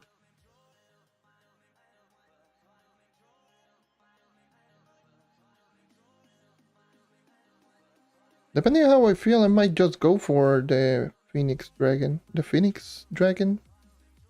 Yeah, I'm smart. The Phoenix mount. It's 100 still, by the way.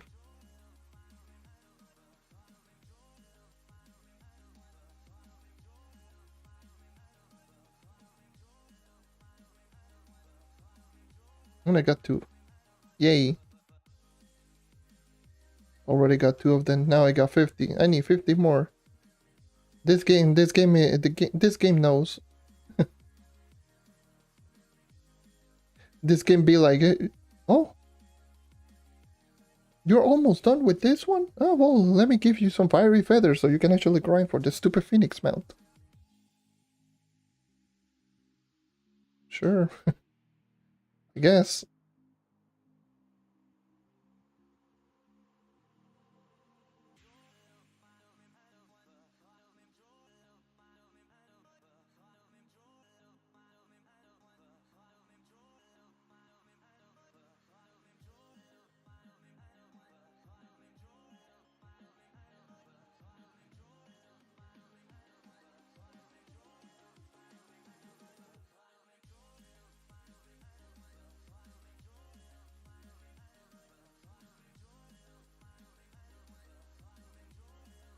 Let me put in the volume again for Trove.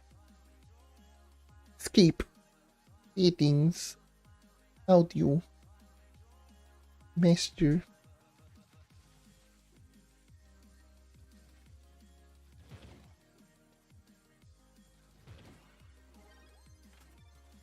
Actually, woohoo. There's so many shadow items that are not picking up. Shame on me. Shame on me.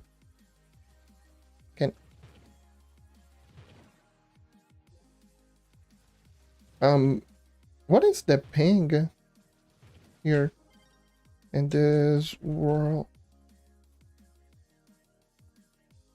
It's 200 ping. 200 ping world. Speaking of ping, I actually have noticed one extremely interesting thing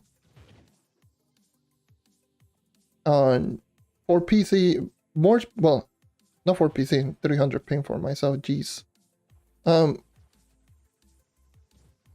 Not so much for PC, is more on Trove in general. But it happens, from what I can tell, it happens more on PC, and that is in regards to... Jesus, there's 20 players here? To how this game treats the actual ping, because here's the thing. I'm just trying to explain it in the best way possible to make it sound like it makes sense. But Trove's world ping, or the world RTT in the case of this one right here, is essentially a combination between all the players ping and just essentially just an average ping across all of the players. So, gotta sneeze. So essentially, if there's a lot of people that have really high ping apart from each other, or apart from the server, then the server is just going to try to compensate that ping of that player, which is just going to ultimately just make the server feel more consistent towards all of the players. For example, if there's, let's just say, a player like myself, as you can tell, I'm almost 300 ping right here. That's just because I don't know what the hell is even happening, to be fair. But if my ping is really high, let's just say, and there's another person's ping which is low, then the game is going to try to compensate the ping of both of us and just try to make our ping almost exactly the same way. And it's just going to create a lot of inconsistency. That's why in certain worlds, whenever there's like only like a very few amount of players, or heck, not even a few amount of players, this is one of the main reasons why on Xbox I noticed that the lag is a lot less. And that is just because Xbox has the two servers essentially just right there. Just it will connect you to a server depending on the location of your Xbox. So if your Xbox is on the UK or in the Europe side of things, whenever you join into a world, you immediately get into the Europe servers. So it's going to always try to connect you to the EU servers all the time. But in the case of the PC, you had to select the server before logging in. There's the EU and NA server, and there's a lot of players that really don't know about that. So even if they're EU, they do try to connect into the NA server, and it's just going to create a lot of inconsistency in the ping, which actually just makes the game feel a lot more laggy, or a lot laggier than it should. And that's usually the reason behind it. Like, I noticed this when I was grinding Hidden X on this account. When I logged into a U8 world, there was someone from Russia. I do believe it was Russia, because I do kinda know the Russian letter, whatever. It's essentially someone that is not definitely not from the US, and that person was obviously in the same US server, in the same way as we were, as you know, myself and everyone was, and the server was laggy as hell, was super laggy. As soon as that player left, and I mean like literally as soon as that player left, I just kept going into who. Literally, I just went who, and like 5-10 minutes later, and I noticed that the lag just subdued and just went much less. And it's not like there was a lot less players. It was literally just from, I do believe we were 14 players on the server when the Russian player was there, and as soon as he left, we were 12 players, so it was still quite a lot of players. But the ping just immediately dropped from being almost damn near unplayable to really solid ping of around 150 and stable. And the reason I knew it was Russia because it was talking in world chat, and that was about it. But I definitely noticed that Trove tries to compensate the ping on all of the players, trying to make them, you know, a stable experience amongst all of the players. And since one player has really high ping, it means that every single player is going to have pretty high ping or higher than usual. And if that player has high ping, it means that the world is going to load in much slower for that player, which in terms is just going to create a bunch of lag spikes for the server. this is, again, this is all speculation, judging from what I've seen thus far recently after playing the game a little bit more on PC. I'm not saying that that's the main 100% culprit of why the servers can be just extremely dodgy, but that could be one of the reasons. And that could be just because there are certain players that are just from the EU server trying to connect into the US server, which is going to cause a lot of high ping and lag on all of the players. Just imagine it like if any of you play Call of Duty Modern Warfare 3. Remember, like in Modern Warfare 3, there was a system called lag compensation, in which a lot of players hated. And the lag compensation, the lag comp, was definitely a thing for Call of Duty Modern Warfare 3. So lag comp usually just made, you know, every single player to have a pretty similar experience in terms of the connection, which in terms players that had really good connection actually had to deal with a lot more lag because it was just very dependent on the actual ping overall on all of the players. And it just created a lot of jank. So essentially players that had not the best connection were the ones that were in more advantages than usual. That's why a lot of people, like, you can literally just search like lag compensation on Modern Warfare 3 and people just complain about it like all the time. And I do feel Trove is using a similar style for the ping, which would make sense.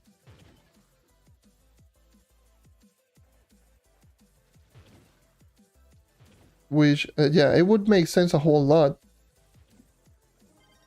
Because I've recently also as well, I actually, one of the things that further confirms this theory of mine is I was playing with a friend of mine, Dels. This is during the Bonfest event, so literally like a week, 2 weeks ago.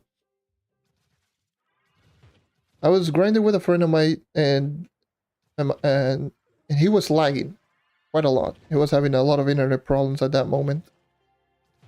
And when he was lagging a whole lot, my world would just load in a whole lot slower than usual. It will not cause me a whole lot of lag, but it would definitely cause a bunch of world loading in problems. And I definitely have noticed that. And the thing is, as soon as I noticed that, that's when I went into PC, and like literally a day later, that's when I noticed that it was also happening when when there was players from the EU side of things in the NA server. And it was just extremely laggy. Like right now it feels a lot better. And that's just because like it lowered a whole lot of players.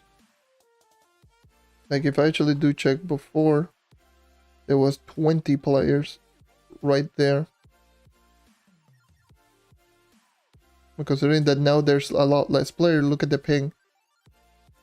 It used to be, well, it used to be unstable, 200, and I was lagging like crazy. Now my ping is in the 70s to 150, and it's still kind of hit or miss, but the world is now a much lower.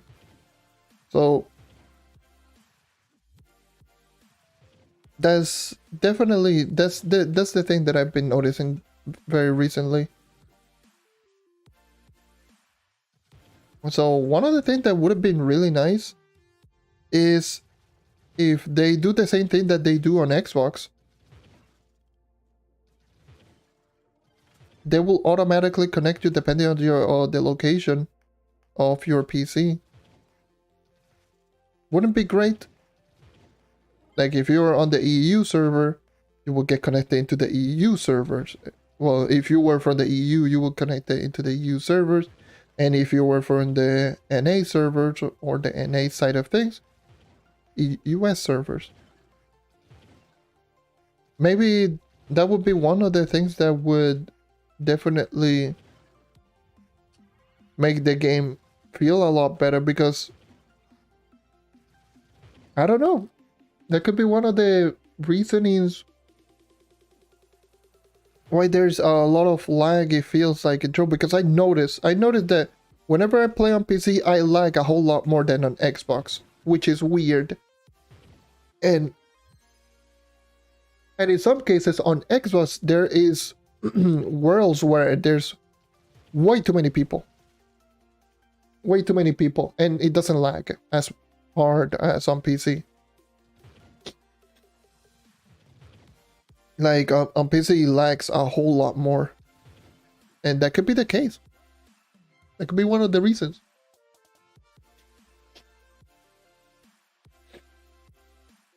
Ah, Jesus Christ. I hate having such a nasally voice, goddamn.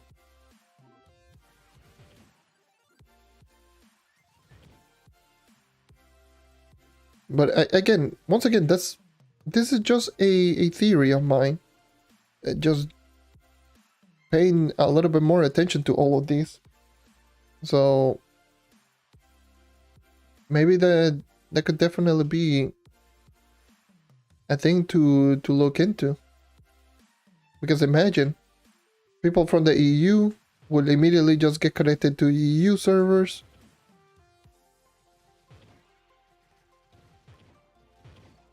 And, oh Jesus.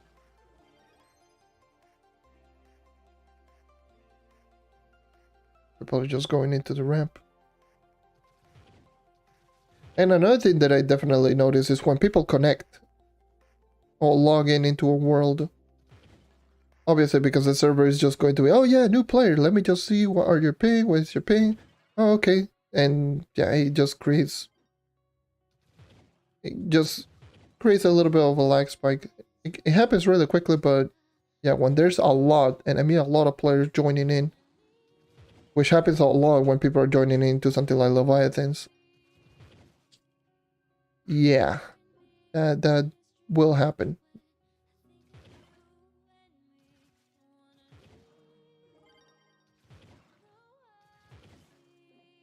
I know, theories, speculations, whatever you want to call it.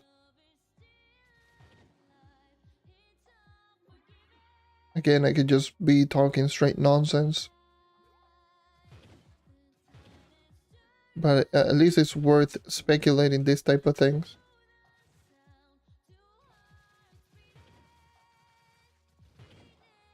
Because, I mean, imagine playing Trove like this all the time. With this ping that I'm playing right now. Or PC. No matter the server that you join in.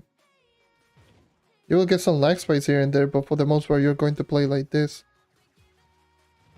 I'm playing right now like this because there's no a whole lot of players in this world. But, oh Jesus. But yeah, imagine just having Trove feel like this all the time. That would be really cool. And maybe doing that would be really, really an interesting little experiment that they could do.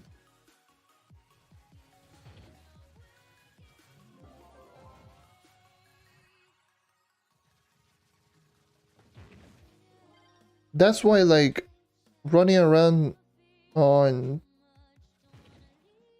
your own, like on stuff like Dells, like there's usually barely any lag.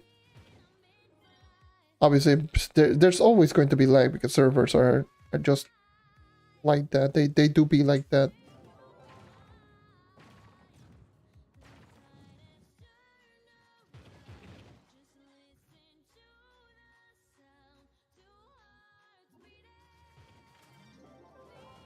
But it will happen a lot less often. Because whenever I just see a whole bunch of lag, it usually happens where I'm in like geo topside where there's a lot of players, or when or essentially when I'm in a new world because it's just constantly loading in all of the players and all the chunks, plus just keeping the ping across all of the players just stable, and it's just a bunch of mess. You will definitely notice that more at around this hour if you're in the US, because obviously if you're in the US, most of the players that play in the US are sleeping. But a lot of players that are not from the US, this is like prime time for them. And maybe like, you know, some people are just waking up, some people are just in the prime time right now, like I just mentioned.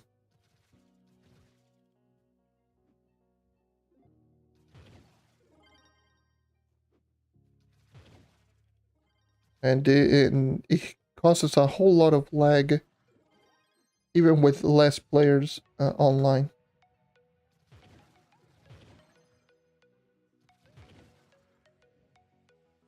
I'm not saying that without that it doesn't lag when there's only US players out there, because my god, there's some.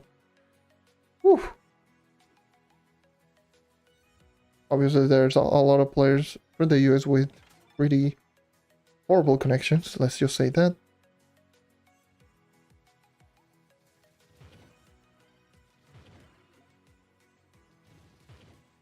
And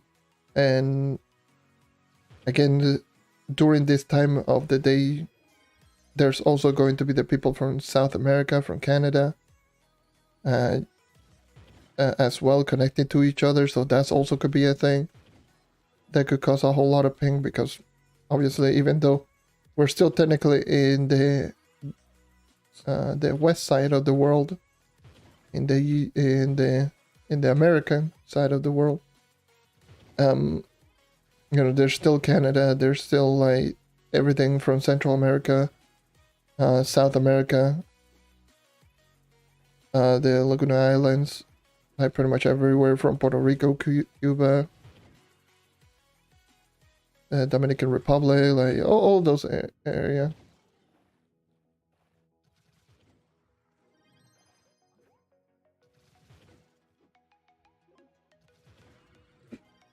Connecting to each other. So yeah, that could cause a little bit ping here and there, but I mean, if you connect to another player who is close nearby, or a lot of players that are just nearby, then maybe that would be great. Imagine if this game had more servers, rather than just having EU, US server and that's it. Having a server for North American, South America, for Eastern Europe, Western Europe, Australia. Because there's a lot of players that play, that I know of,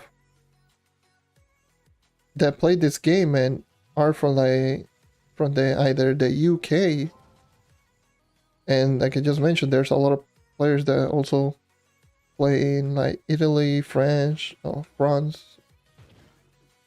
I have seen people from Russia, from Japan as well play this game, which is not a whole lot, but there's players. I'm pretty sure there's going to be players that play from Australia. So maybe a little bit more servers would be great. But unfortunately, this game is not going to have a whole lot more servers, because according to some people, they don't make the most amount of money, and I wonder why. Just saying. It's not like they're trying their best to actually make money and retain the players. They're doing probably their best to to put the players away from the game, because my god.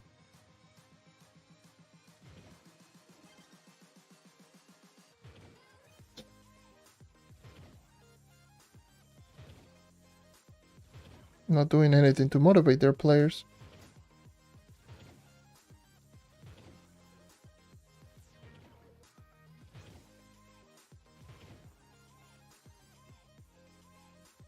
I'm just saying.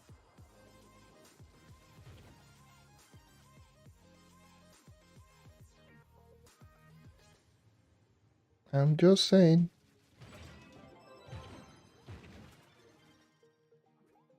I'm just saying.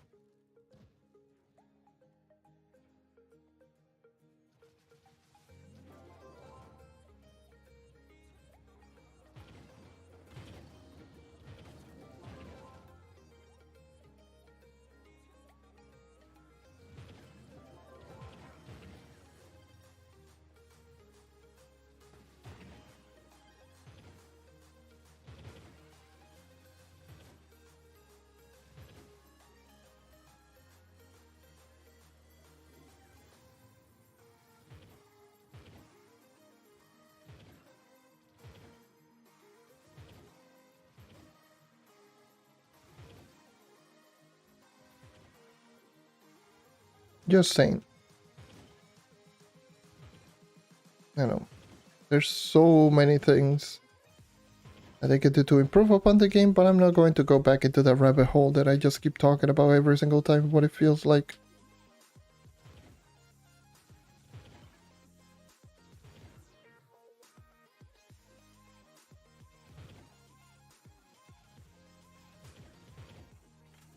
Okay, how much do I have? 92, 8 more, 8 more.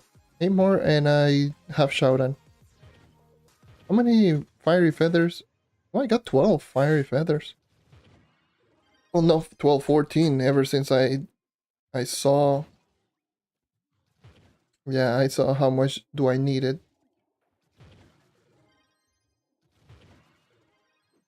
Yeah, maybe I could try and get myself on body as well.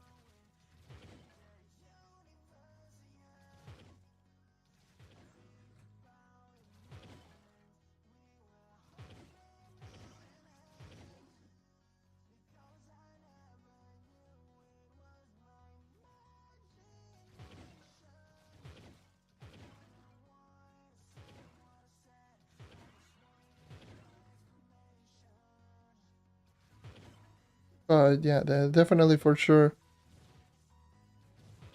I want the dragon to be my at least my main objective.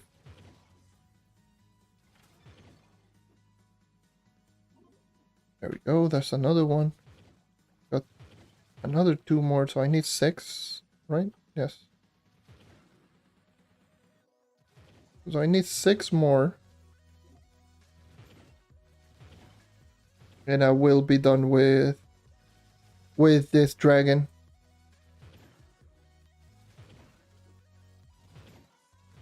I mean, it's an easy dragon to get.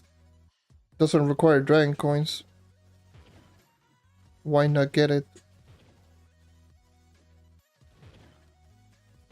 And again, it's not like it's very difficult to actually get. Like, all you gotta do is this, literally kill enemies.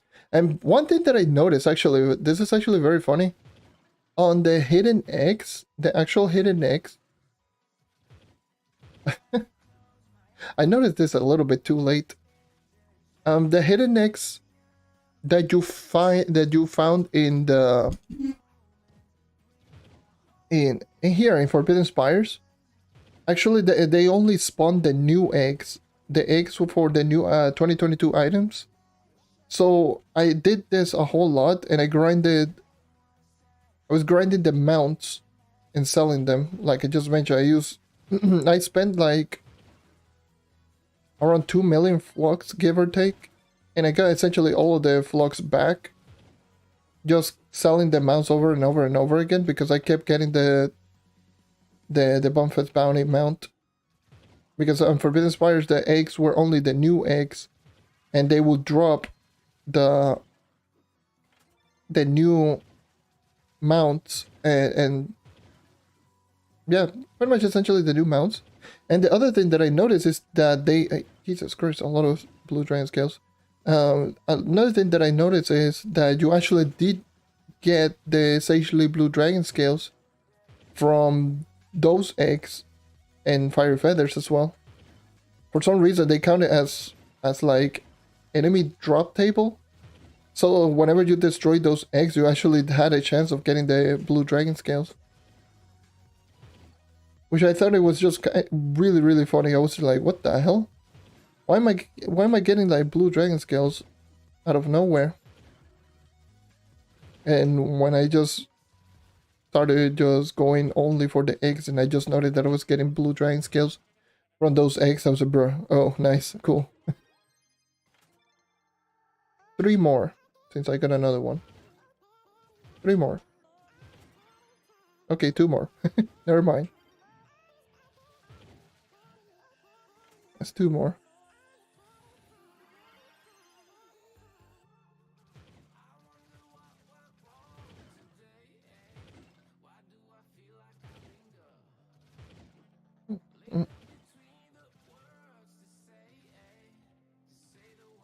Can I?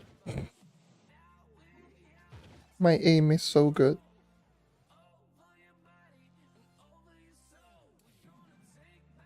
It's so super interesting.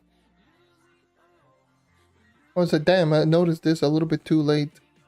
Imagine if I just kept grinding these. Which I did. I grinded.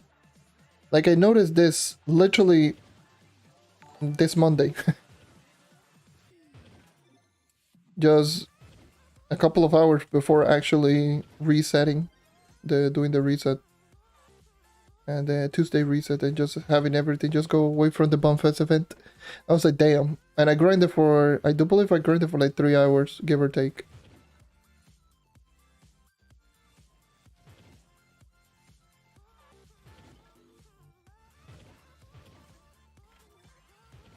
So, imagine.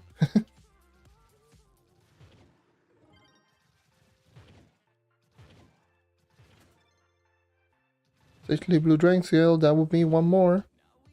1 more, that's a fire feather.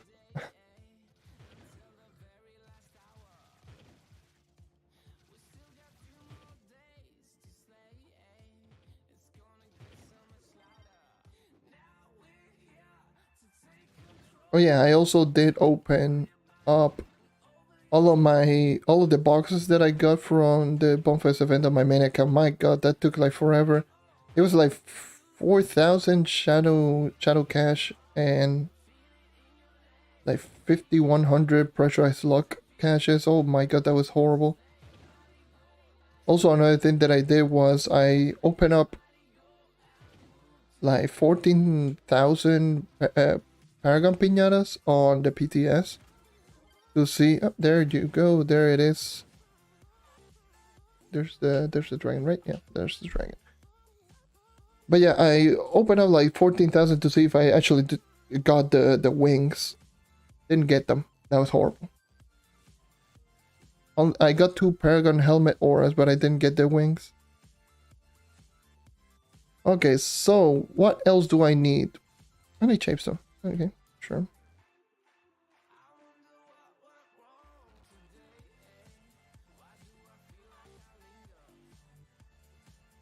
I'll buy the 3,000. Damn, they're 14 a pop. Are you kidding me? Shavestone of 14 each. Holy mamma mia. And there it is. 2 hours and 16 minutes to get like 60 fragments because I already had the fragments for everything. And I'm going to get Shaoran, Sage of the Eastern Ranges, which is going to grant me 20% bonus back sell. That is a lot. Base magic damage and the magic fine. 30 power rank, 250 mastery points. And here's all of the materials needed. And there we go.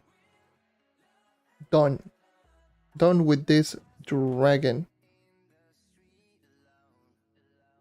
Which I'm going to equip it. Yay! Yay! So my max health went from like 660,000 to 686. It's not bad, not bad. Alright. So that pretty much just ends up that portion. Shall we go for the fiery feathers? Now that I have 67. It's going to suck because that's a lot. But I can stay here for a little while. So, yeah, let's go back. The dragon is been done.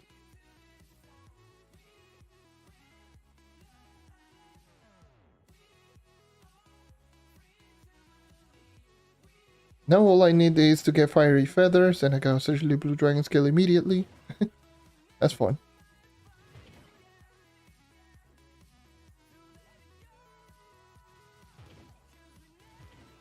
I mean, it's an easy dragon to obtain. Oh, Jesus.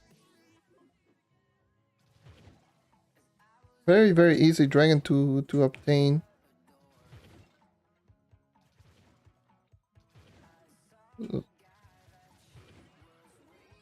I don't see a lot of people actually grinding for this dragon, believe it or not. Which is why, because it's such an easy dragon to get. It's a free 250 mastery, a legendary dragon. And all you gotta do is just go ham. And this is without patron, by the way. If I had patron, this would have been a lot easier.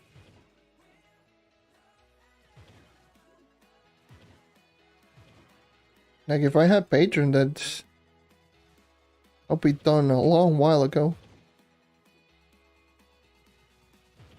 Because today is Friday.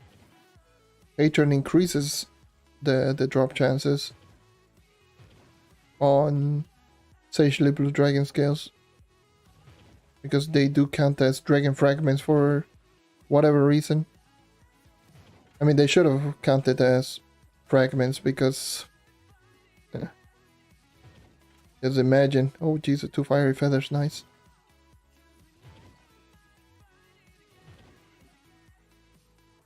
They should definitely count as fragments.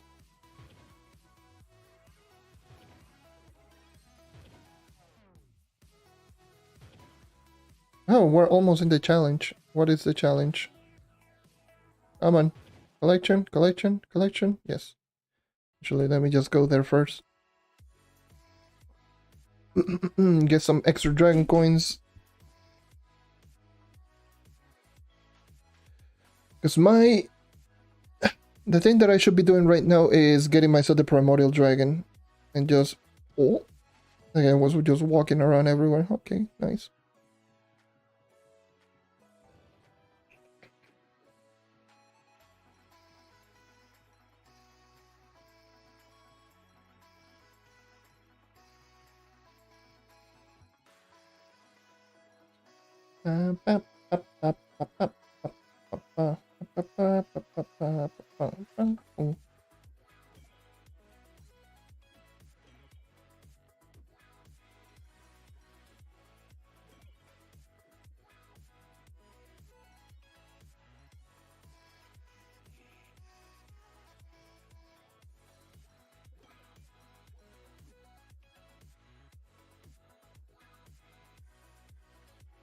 That I didn't grab.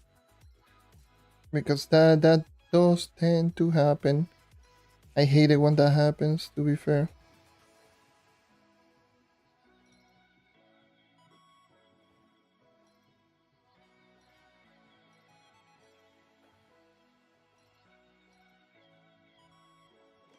I do hate it when it happens.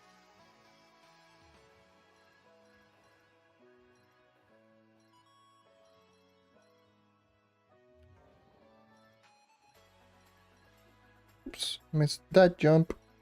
You know how it is. Me missing jumps? Classic.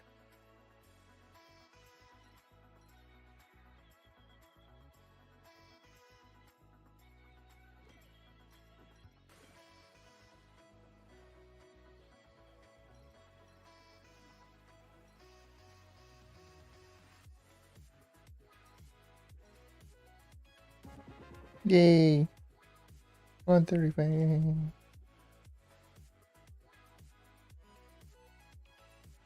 Only shoot for the 15. I tried to get everything.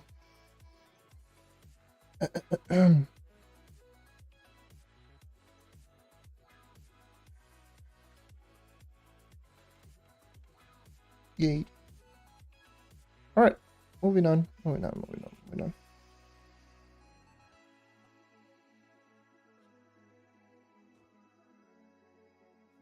Same world, yoo-hoo!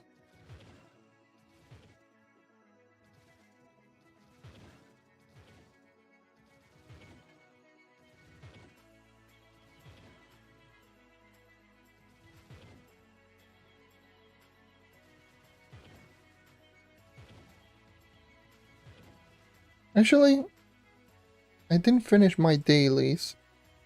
I do have exactly 400 Diamond Dragon Eggs, so I'm pretty much set for my first Primordial Dragon. The only thing that I need is the stupid amount of Dragon Coins, but that will come in due time. I could be using my Qubits to get more Dragon Coins, but I might do that later on.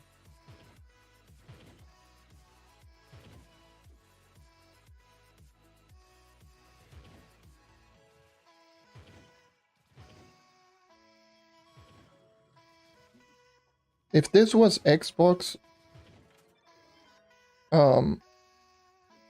because of the credit purchase prices, I would just be grinding flocks like crazy, using those flocks to get credit pouches and use those credit pouches to buy greater dragon caches.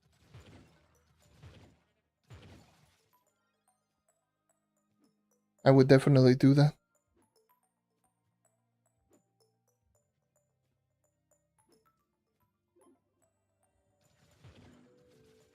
But yeah.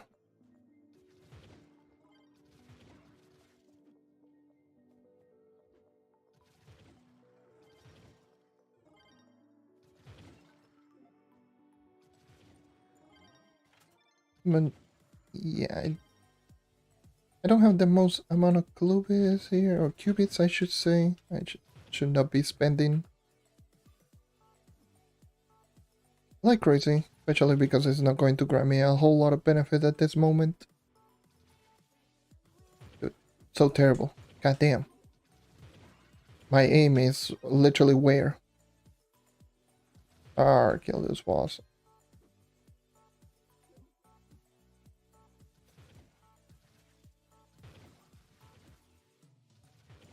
But yeah, definitely that would be a thing that I would do if I really wanted the dragons. I would just grind in some flocks, use that flocks to buy credit pouches, and use those credit pouches to buy greater dragon caches. Use those greater dragon caches to get a whole lot of dragon coins, and use those to get dragons. That's what I used to do back then, by the way. That's how I used to craft a lot of the dragons.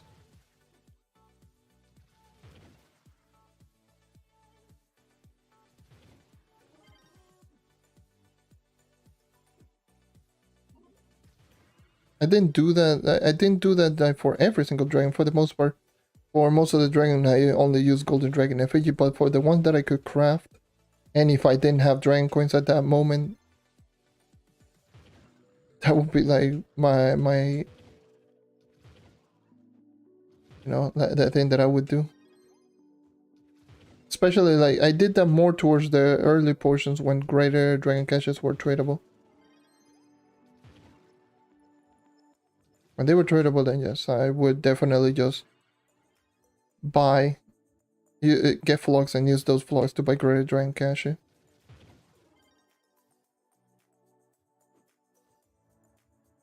That's how I got done with the very early dragons. Can I? There we go. Jesus.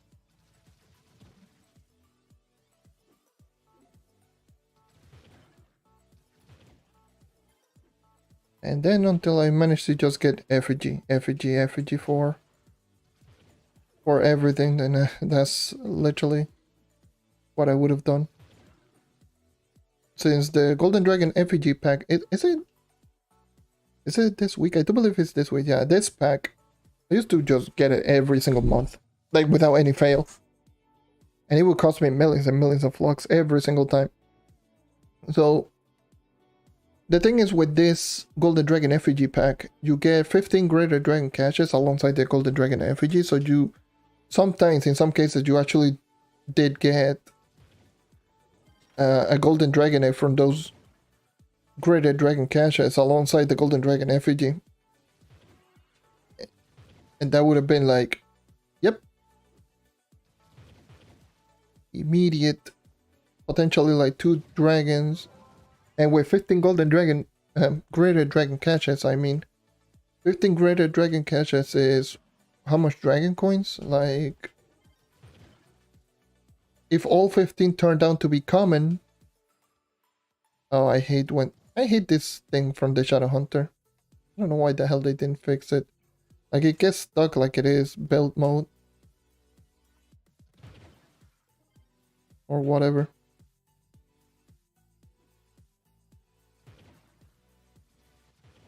But definitely I think that with the 15 Greater Dragon caches you would get how much? I do believe it is a minimum of 150 dragon coins. Minimum. That's the very, very minimum. That is if you don't get any uncommon drops, which more likely you will get an uncommon drop. And the uncommon drop for Greater Dragon Catcher is 50 dragon coins for some reason. So their range was what, for like 150 to 750 dragon coins. That was the range that you could have gotten. Obviously 750 is pretty much impossible to get because it has to be all 15 to be uncommon drops.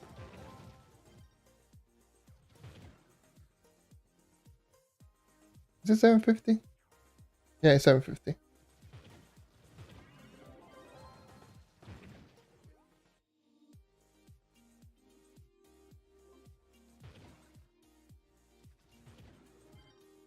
Yeah, so... And with a rare chance of getting a dragon, which that dragon, if you actually did get a golden dragon, which turned out to be a duplicate, back then you could have sold that dragon and essentially just made all of your flux back. Or the majority of the flux back, at the very least. Depending on the dragon, of course.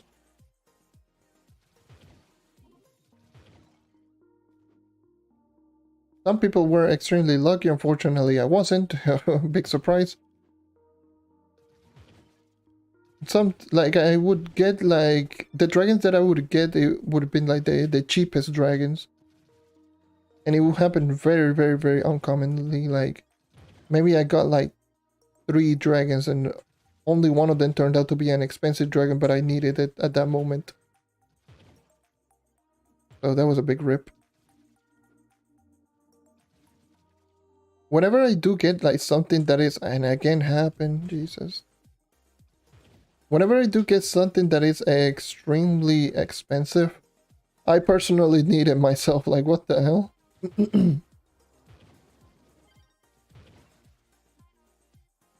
Like, it happened with Bumfest. In the Bumfest event, I got... How much did I get? I got...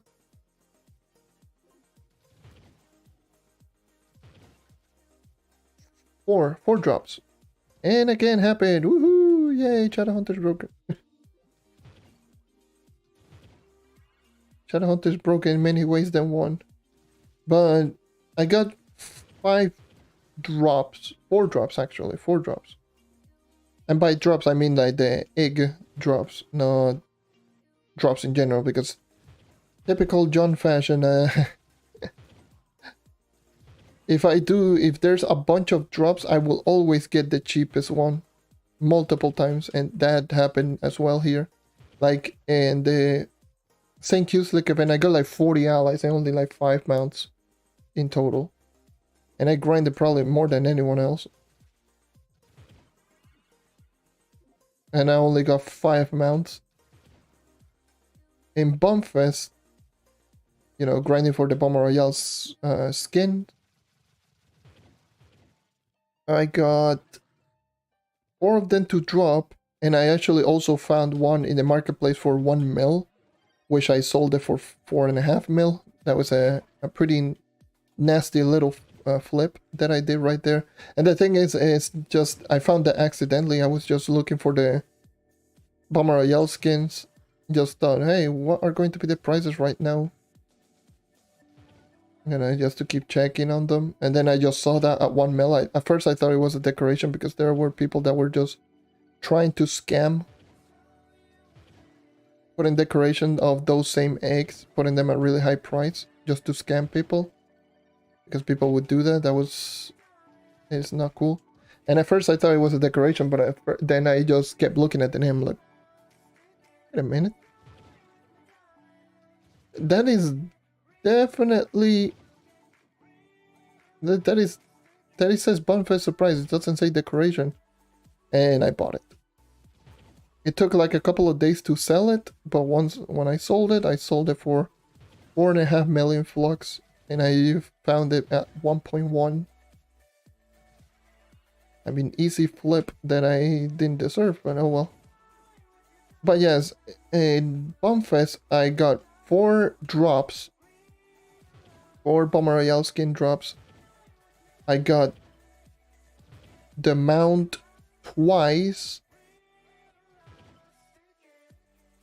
Like the new mount, the Bumfest, the Monster Blaster, or whatever the hell it's called.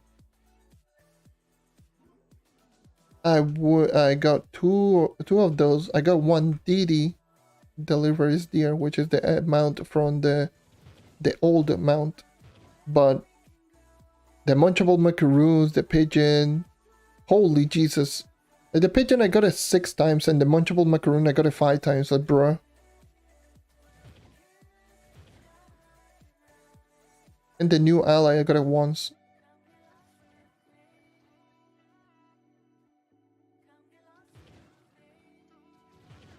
Like, I'm the type of person that I will always get the cheaper stuff. More often than not.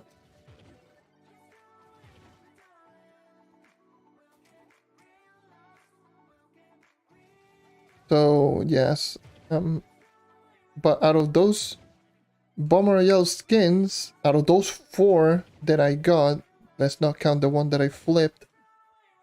Out of the 4 that I got, 3 of them I needed them, so I only sold 1 of them. Only 1 of them was a dupe.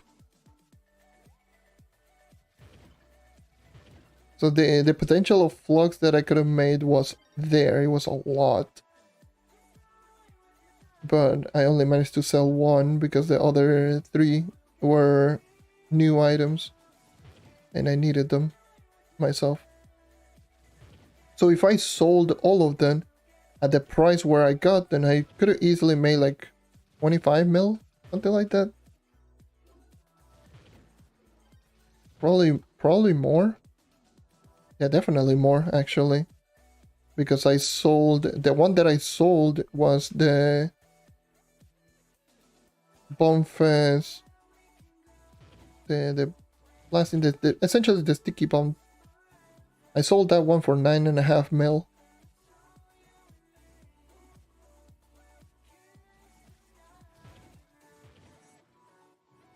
So yeah.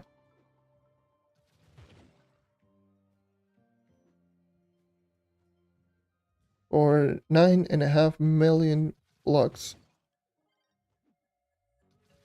The other one that I got the avocado. I got the the Peaceful Spires, and I got the Howlug. The Howlug egg, at the moment that I got it, it was around 5 or 6 mil. The Peaceful Spires, at the time that I got it, was around 16 mil. 15, 16 mil. But that one turned out to be much lower as time went on. But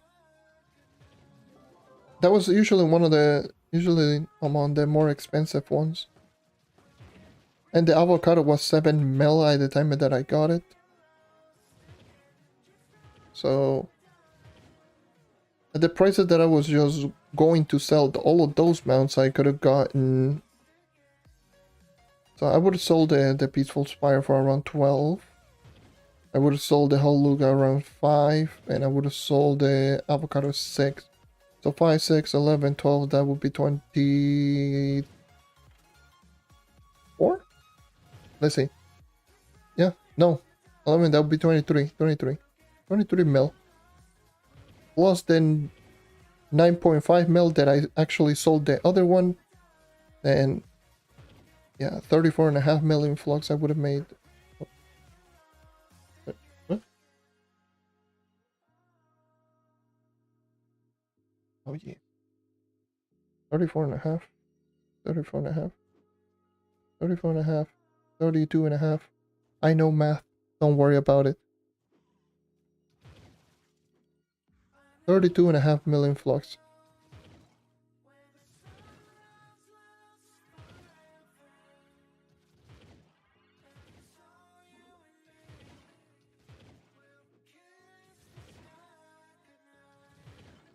So yeah. Instead I made only 9.5 mil. And if I got the one from the flip, which was another Peaceful Spires, I would have made 37 mil in total.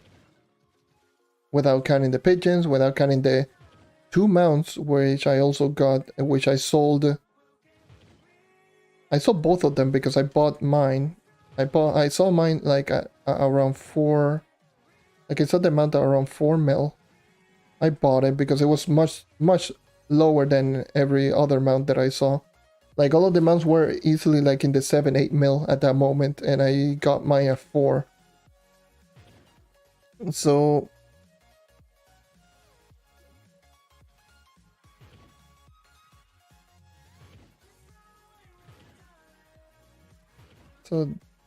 yeah, 4 mil. And I sold my 2 mounts, one of them at 6.5 mil. And the other one I sold it for 4.5 mil. Or was it 5.5 and 4.5? It was something along those lines. Something around that range. So 4 mil.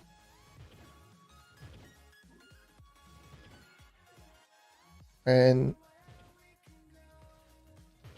yeah, 4 or 5 mil, give or take. So thanks to the Bonfest event, I would have easily made 40 plus mil flux.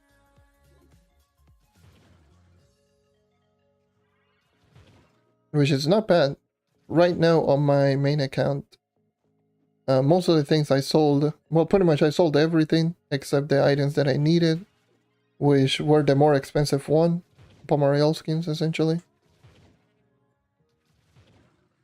But even despite all of that, I do feel like I think I have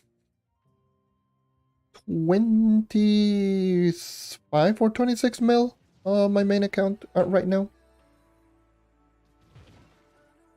I think I do have like 25, 26 mil flux.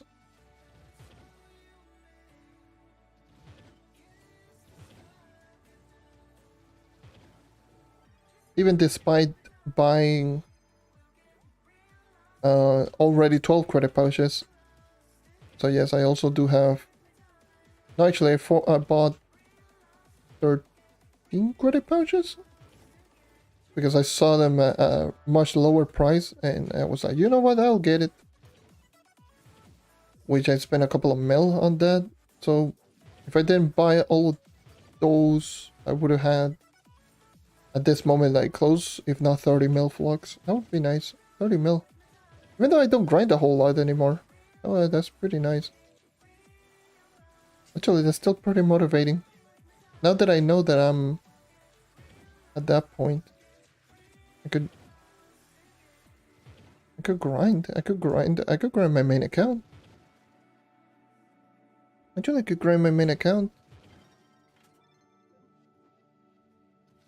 Just get some flux.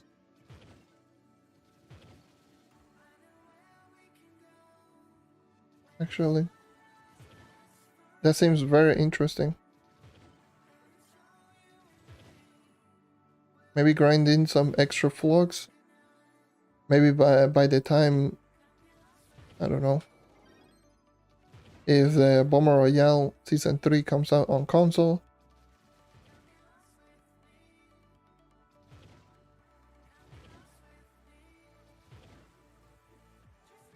When it does come out on console, could easily have a lot of flux and just use those for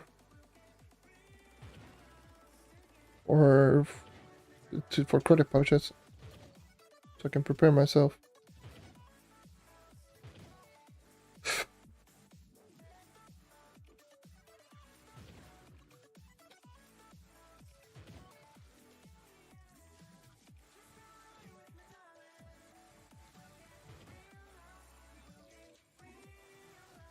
How much do I have? 72. Jesus Christ. It's turned out to be a lot slower now.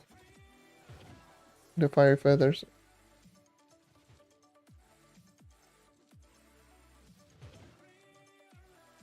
I also got a package right here, which I do recall, like, I think these are, let's see. I think these are my meds. But yes, these are my meds.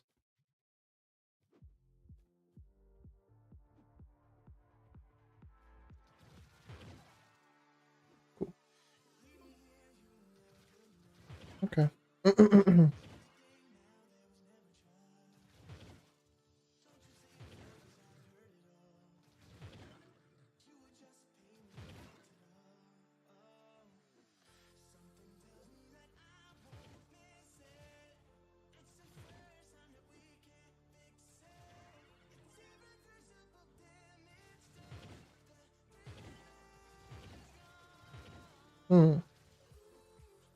I'm slowly losing my voice, actually. I've been just essentially just talking, for the most part, non-stop for almost 3 hours.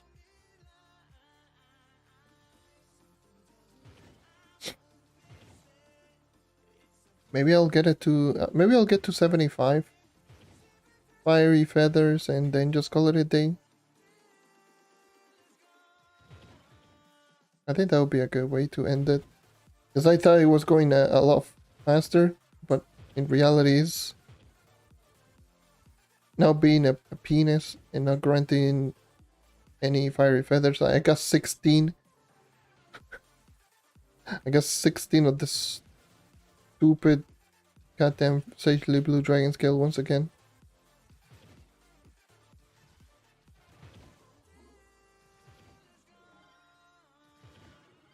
Like, I wouldn't mind just grinding like this. I keep grinding like this. I remember I did it when I was grinding it on my main account way back then when they were still new. I remember it took me 6 hours, give or take.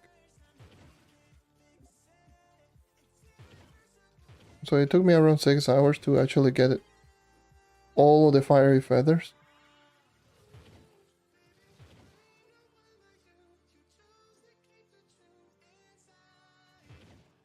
Which is as expected. But at that time I didn't have a lot of things to grind for. It was essentially free mastery points.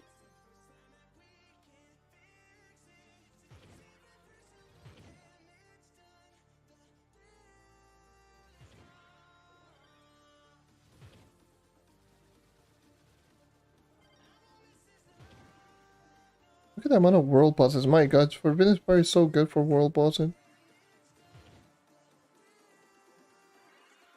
And there's some cases where you... Oh, I killed that enemy just without even aiming. There's so many cases where you literally just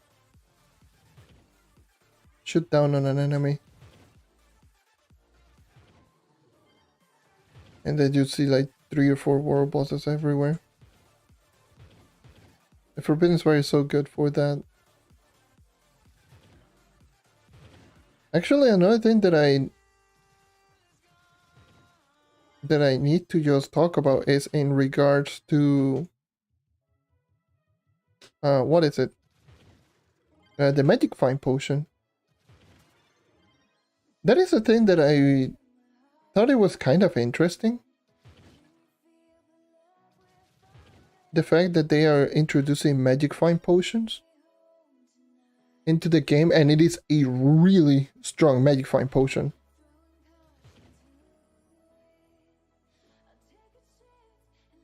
Which I thought is extremely interesting, especially for newer players. Not so much for endgame, maybe some endgame here and there might use it, but even more especially for newer players.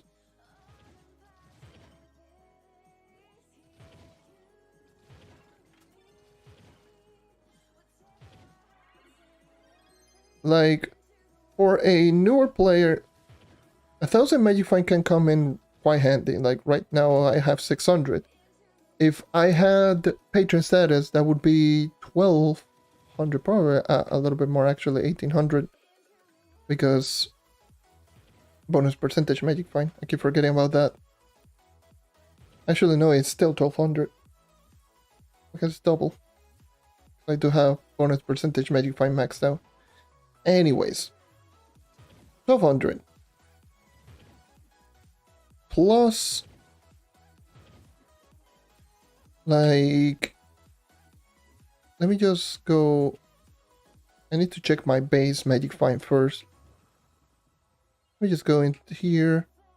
Look like everything, whatever. My base Magic Find is 400. So base Magic Find 400. If I do equip a Magic Find, let's just say... Oh yeah, I do have Crystal level 3 ring. Just as a little FYI. Because I was opening up some ring boxes to see if I actually can get,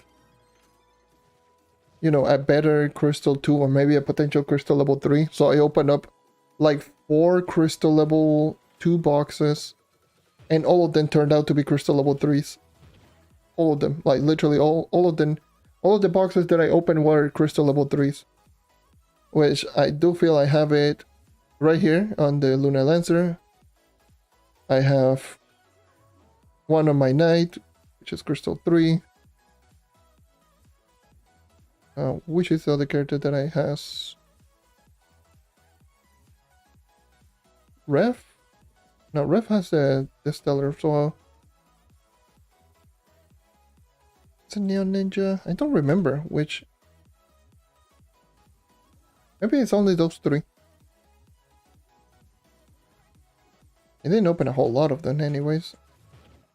But I do remember that all of them turned out... What the hell is this guy doing? Do I have... I don't have any rings.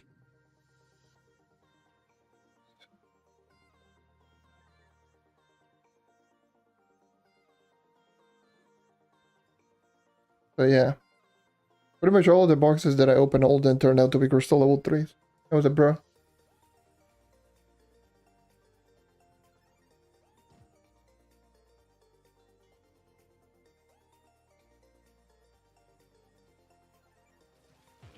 And once again, one more, and I'll end it.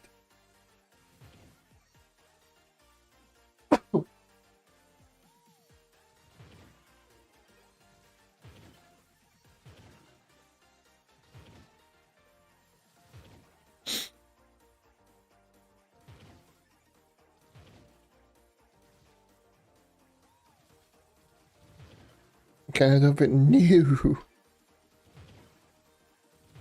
Ref versus left, no. I will legitimately get murked.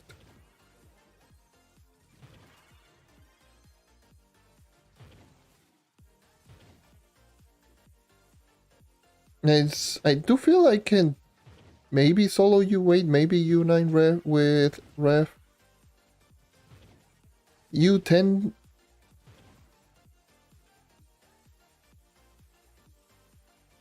I don't think I can do it with it against a U10.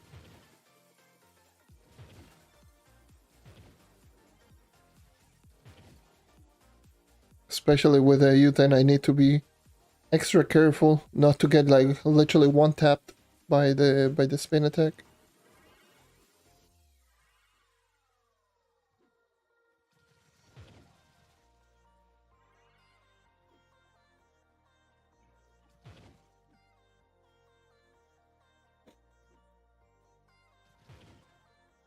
I could probably solo, at least at the very least I could probably just solo U8 with a ref.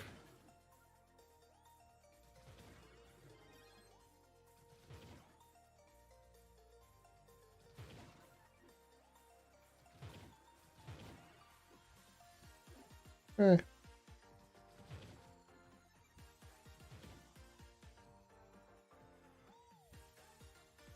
Could Dino Tamer solo U10? Maybe post buff? Yeah, most definitely after the buff. But it's going to take like 8-9 minutes to kill.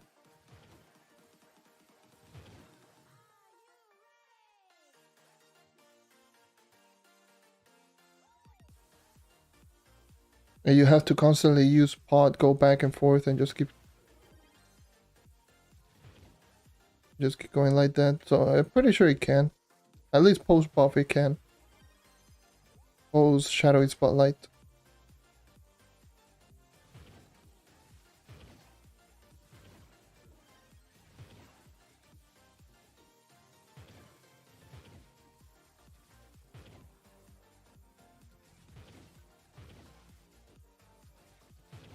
But it's going to be like extremely risky.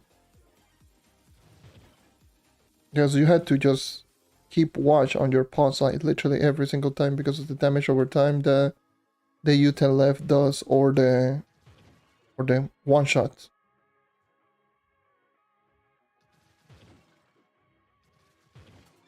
So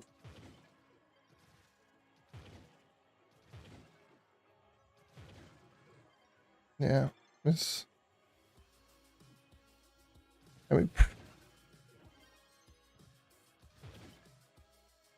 any physical damage after Shadowy Spotlight, definitely Shadow Hunter. Shadow Hunter probably could just solo U10 left post Shadowy Spotlight. So I'm talking post rework.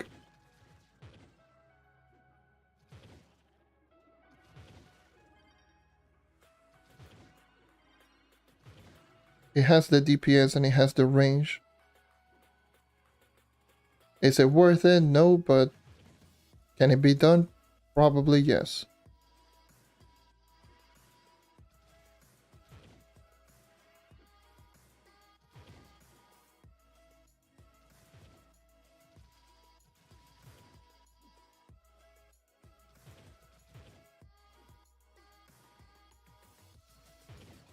Definitely not worth it. Like if you wanna solo like or perma torches, like the only way that I would probably just say is just do delves.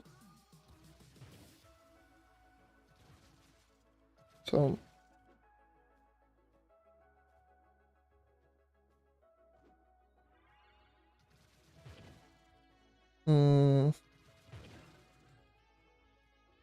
is there any other physical damage character? Because the problem with the U10 Lev is that the one shot. The one shot is a big problem, especially for most physical damage character, their close range. You will get insta murked The only one that I can see it is Shadowhunter post Shadowy Spotlight. It's the only character that is physical damage. Maybe Boomeranger. Maybe post buff Boomeranger. Maybe that too. With blast bow.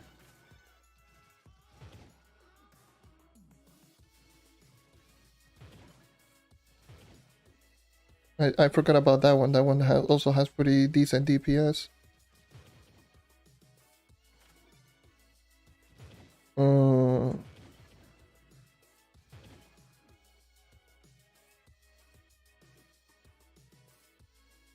What else? Let me check. Yeah, no, the knight would get murked because you had to be literally just in sniffing distance. You will get one shot at. Caddy Barbarian, same reason. Rev, same reason. Luna Lancer, pretty much the same reason. Boomeranger has to be bow blast, bow post patch. Shadowhunter, definitely post patch only. And Neon Ninja is very hit or miss. Like if you want the highest potential DPS, then maybe you could try, but Neon Ninja is definitely very hit or miss. Vanguardian can go range mode, so potentially post buff only. But hit registration on this character is rough. It's very bad. So it can be extremely inconsistent. But yeah, no, not necessarily any physical damage character can kill rather quickly. I mean, Shadowhunter at one point it was dumb, but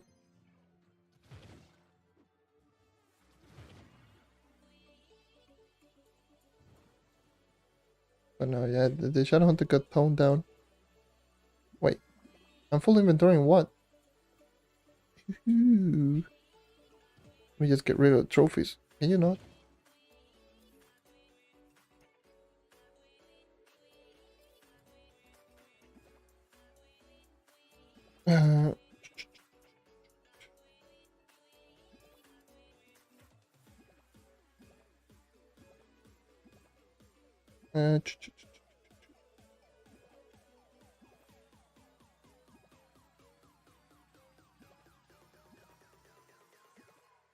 Okay, there we go.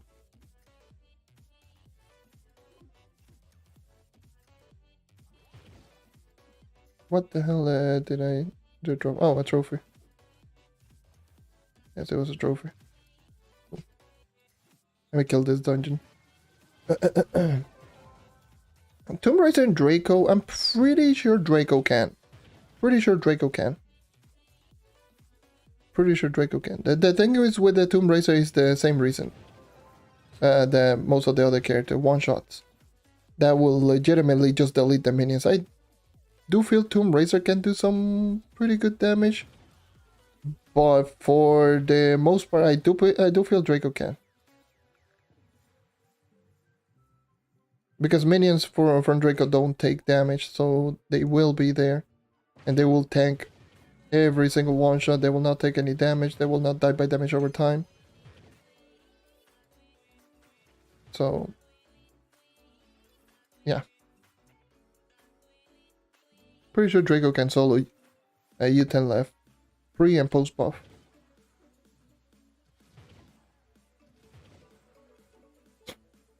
I can not do it quickly, but it can do it. Again, I don't think any character can do it quickly, actually. Maybe pre-patch right now, like on console, Chloromancer definitely. But everything post-patch, considering the Chloromancer's DPS got tuned down to a point that there's no character that even comes close to the DPS that Chloromancer was dishing out. I mean, to be fair, I soloed U10 less with Ice Age, and Ice Age is not necessarily the highest DPS. It's just a very comfy option because of the 5-second invulnerability. Um,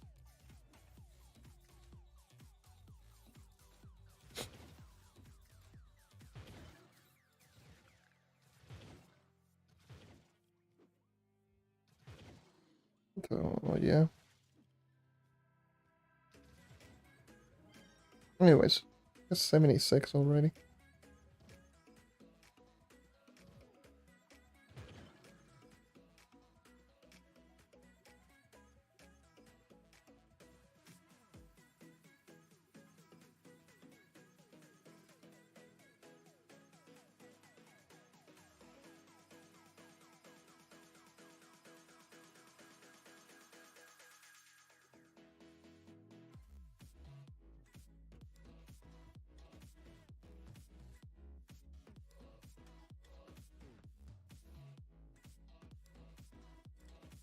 Um, can you place lava buckets? And no, the lava you can only place them if I do recall. God damn, share. If I do recall correctly, the lava you can only put them in club worlds and in cornerstones. So putting lava, it's not going to work. Either way, like even if it did, like that would not make the that you had to constantly keep putting down the lava everywhere to even make the Draco somewhat decent.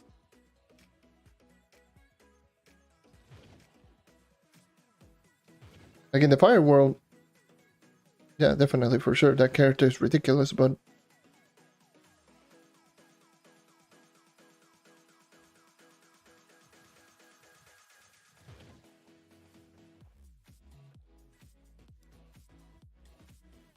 either way, that would have been an interesting thing.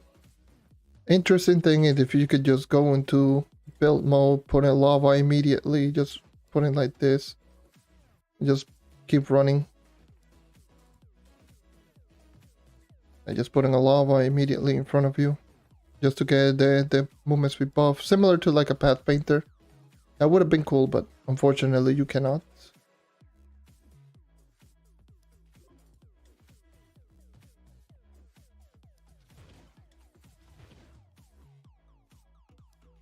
Anyways, let me go back. Let me just go back into the cornerstone, look at the remaining things that I have.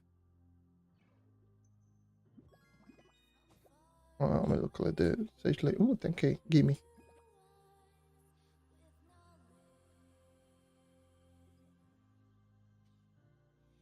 Wait, is U8? I thought this was U10.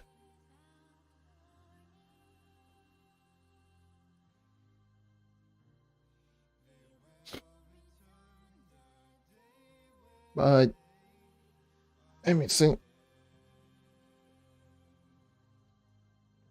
I only have 186 dragon coins. Damn. I still need like, I'm still like halfway through all of the dragon coins.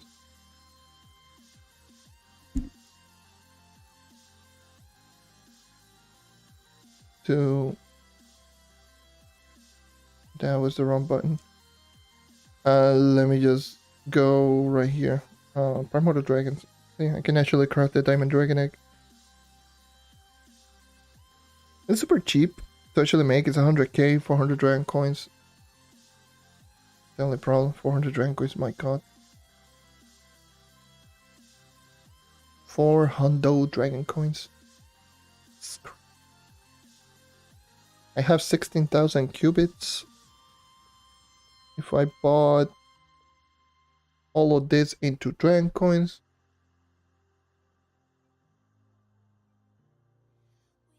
that would get me probably like 100 something dragon coins. So let's see, so 7,500, that would be buying this one 10 times, so that would be 50 dragon coins. buying it 20 times, that will be 100 Dragon Coins, that will be 15,000 qubits, and then the rest is going to be like 2 more. So 110 Dragon Coins I have right here. 110 Dragon Coins.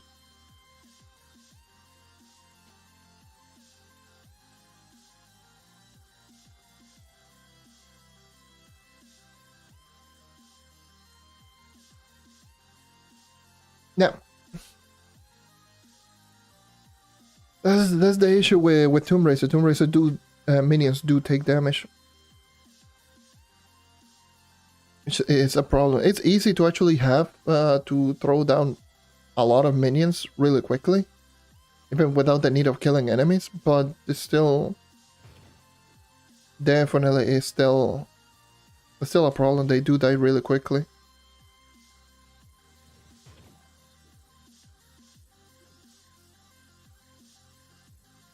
They just get murked by 2 shots.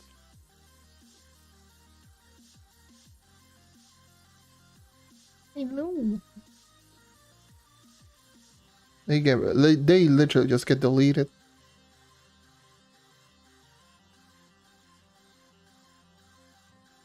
That's why they are good for like they're like Tomb Raider is only good against enemies or bosses that doesn't have damage over time. So stuff like Leviathans, like pretty much the U9, U10 Leviathan, both of them are a nightmare for the actual Tomb Raider. Heck, even maybe the Uber 8, like all 3 Leviathans, they do have something to counter the Tomb Raider. Some bosses in those that actually do have a damage over time, like Dreadnought, for example, from the Shadow Towers as well. Maybe to an extent Daughter of the Moon because of this stupid gun. There's plenty of stuff that Tomb Raider struggles a little bit.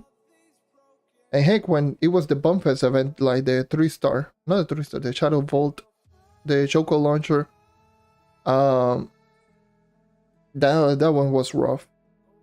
That one was definitely rough.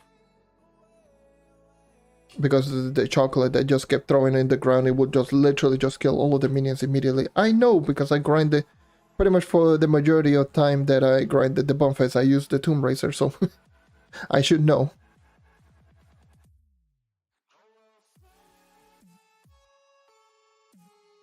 So that is one of the biggest weaknesses. I always mention this, even before the rework on the Tomb Raider. I mentioned this, like they really need to get rid of the minions taking damage because they die really quickly. Like it makes no sense that the minions from the Tomb Raiders die from taking damage while being able to have a timer on them, because they do have a timer and they take damage. That's why. That's a double negative. Versus something like the Draco, where they are just as easier to summon. They are just as easy to summon, but they don't take damage.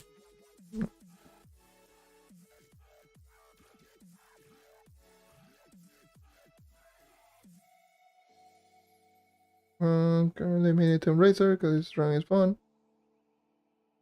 It's getting the nerf is it's the nerf on the Tomb Raider is as insignificant as the nerf on the Ice Age.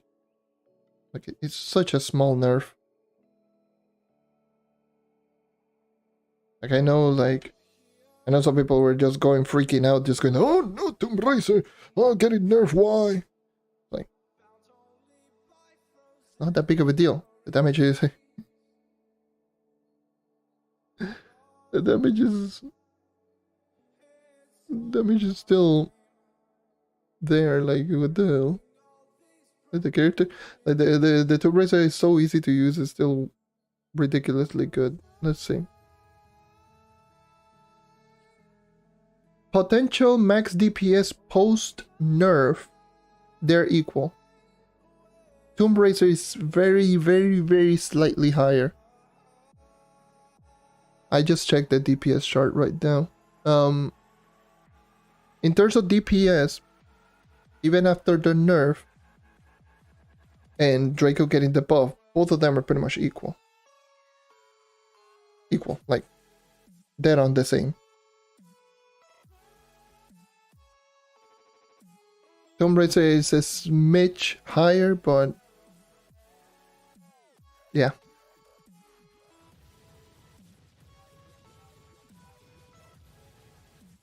It really doesn't even matter too much. 54 mil, damn. Wait, that's 54 mil without Marshall? Holy Jesus. Let me check how much damage am I doing with Marshall Seekers. Marshall Seekers, give me 135 million damage. Ok.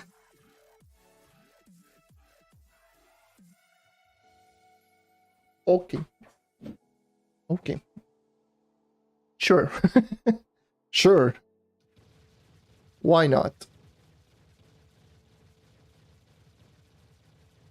Those Seekers are just so dumb. They're so dumb. They're ridiculous. They're kind of odd in how they work. But, yeah. Wow. The target dummy just gets Y. Oh, Jesus. Ah. Anyways.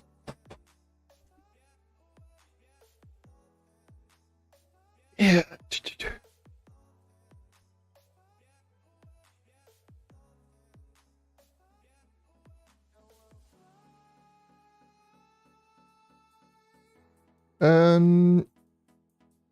Do I think they...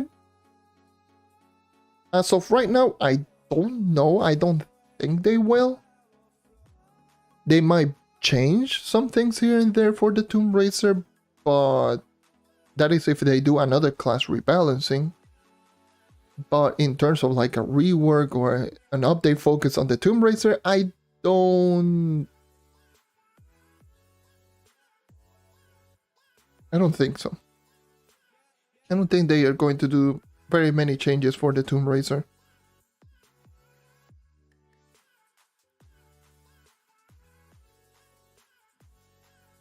I feel Tomb Raider is fine the way that it is. The only problem, obviously, is the fact that the minions take damage, but Tomb Raider got, like, let me just put this into perspective. Because not everyone's talking about this, and I made a video about it, specifically going over this. Let me see if I can actually just get minions from killing this. Cool.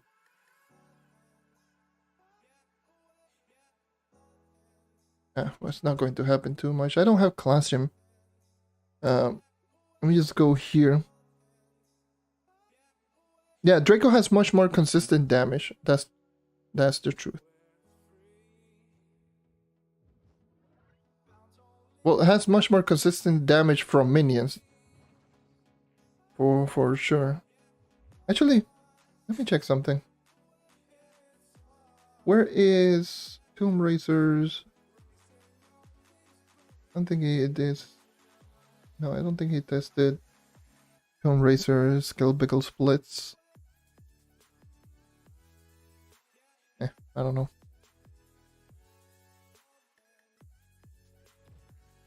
But yeah, this is a low-key thing that people don't talk about a whole lot. And that is, obviously, I made a video in regards to the Tomb Raider spawning more minions than usual. You know, there's 2 minions, I got 3 souls. And if I activate Bontourage, I got 5 possessed minions, which I can activate a 5% minion Goliath. Which... another somewhat of a glitch that happened, a bug, again, made a video about it, was in regards to this only happened after the Shadowy Spotlight, and that is if you actually do have possessed minion and you use your Goliath, it will not take the possession away from those minions. So if I actually activate right here, I do have 3 possession minions. I activate the Goliath, and the Goliath, where the hell is the Goliath? I think it disappeared, bro. Let me see if I can just maintain all those minions. I can do it much easier on the test server because I do have class gem, which honestly I should. Let me just go into the test server real quick because I do have class gem on the test server.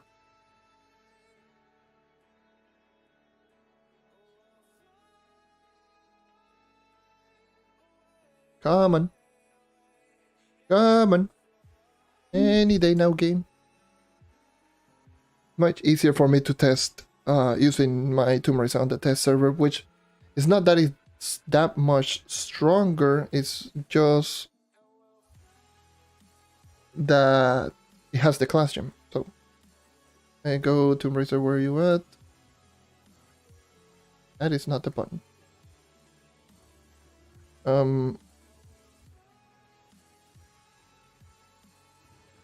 So yeah, let me just keep spamming class gem so I can actually just have full max minions. So as you can tell, I only have 2 minions, 3 souls. Activate Goliath, not Goliath, but activate the Entourage. I have 3 possessed minion, which is a bug that's just been going on for a while now. But let me just maintain all minions right there. As you can tell, I do have 6 minions. But if I activate the Great Goliath is not taking away possession away from the minions. Which is something that I thought it was kind of odd. So it means right now I have 6 possessed minions with a 6 possessed minion Goliath. And it only required me to just summon it twice. I summoned the Entourage twice. Which is interesting to think about. Which then again, like doing quick setups, like I just mentioned, doing quick setups on Tomb Raider is super easy because class gem gives you a soul every time it dies, so you technically can just keep spamming your class gem over and over again, essentially, and just keep getting souls. And if there's already a minion, you can just essentially just do like this. Let's just say you have 2 minions, 3 minion Goliath, or 3 minions in this case. Let's just wait until the Goliath is dead and some of the minions. So let's just say I only have 1 minion, 3 souls. I can just immediately do 2 minions. Because this game is being a penis right now. 2 minions, and immediately you can just do this, throw essentially a 4 minion Goliath with just essentially 2 clicks. And you can just keep spamming class gem. Just do it again, have 6 minion Goliath, 6 possessed minion, and just have a full setup right there. And it is going to be really good for Scale Biggle Split, because that's essentially Scale Biggle Split. That's essentially how you do like constant Goliath setups on the Tomb Raider. But yeah. Anyways. Yeah, this is my PTS Shadowhunter, by the way. 3/13/1965, 5.4K light. Yeah, anyways. That's... Either way, I'm just going to end the stream right here. But... yeah, those are some of the Goliath setups that I mentioned in some videos, some live streams and everything, but...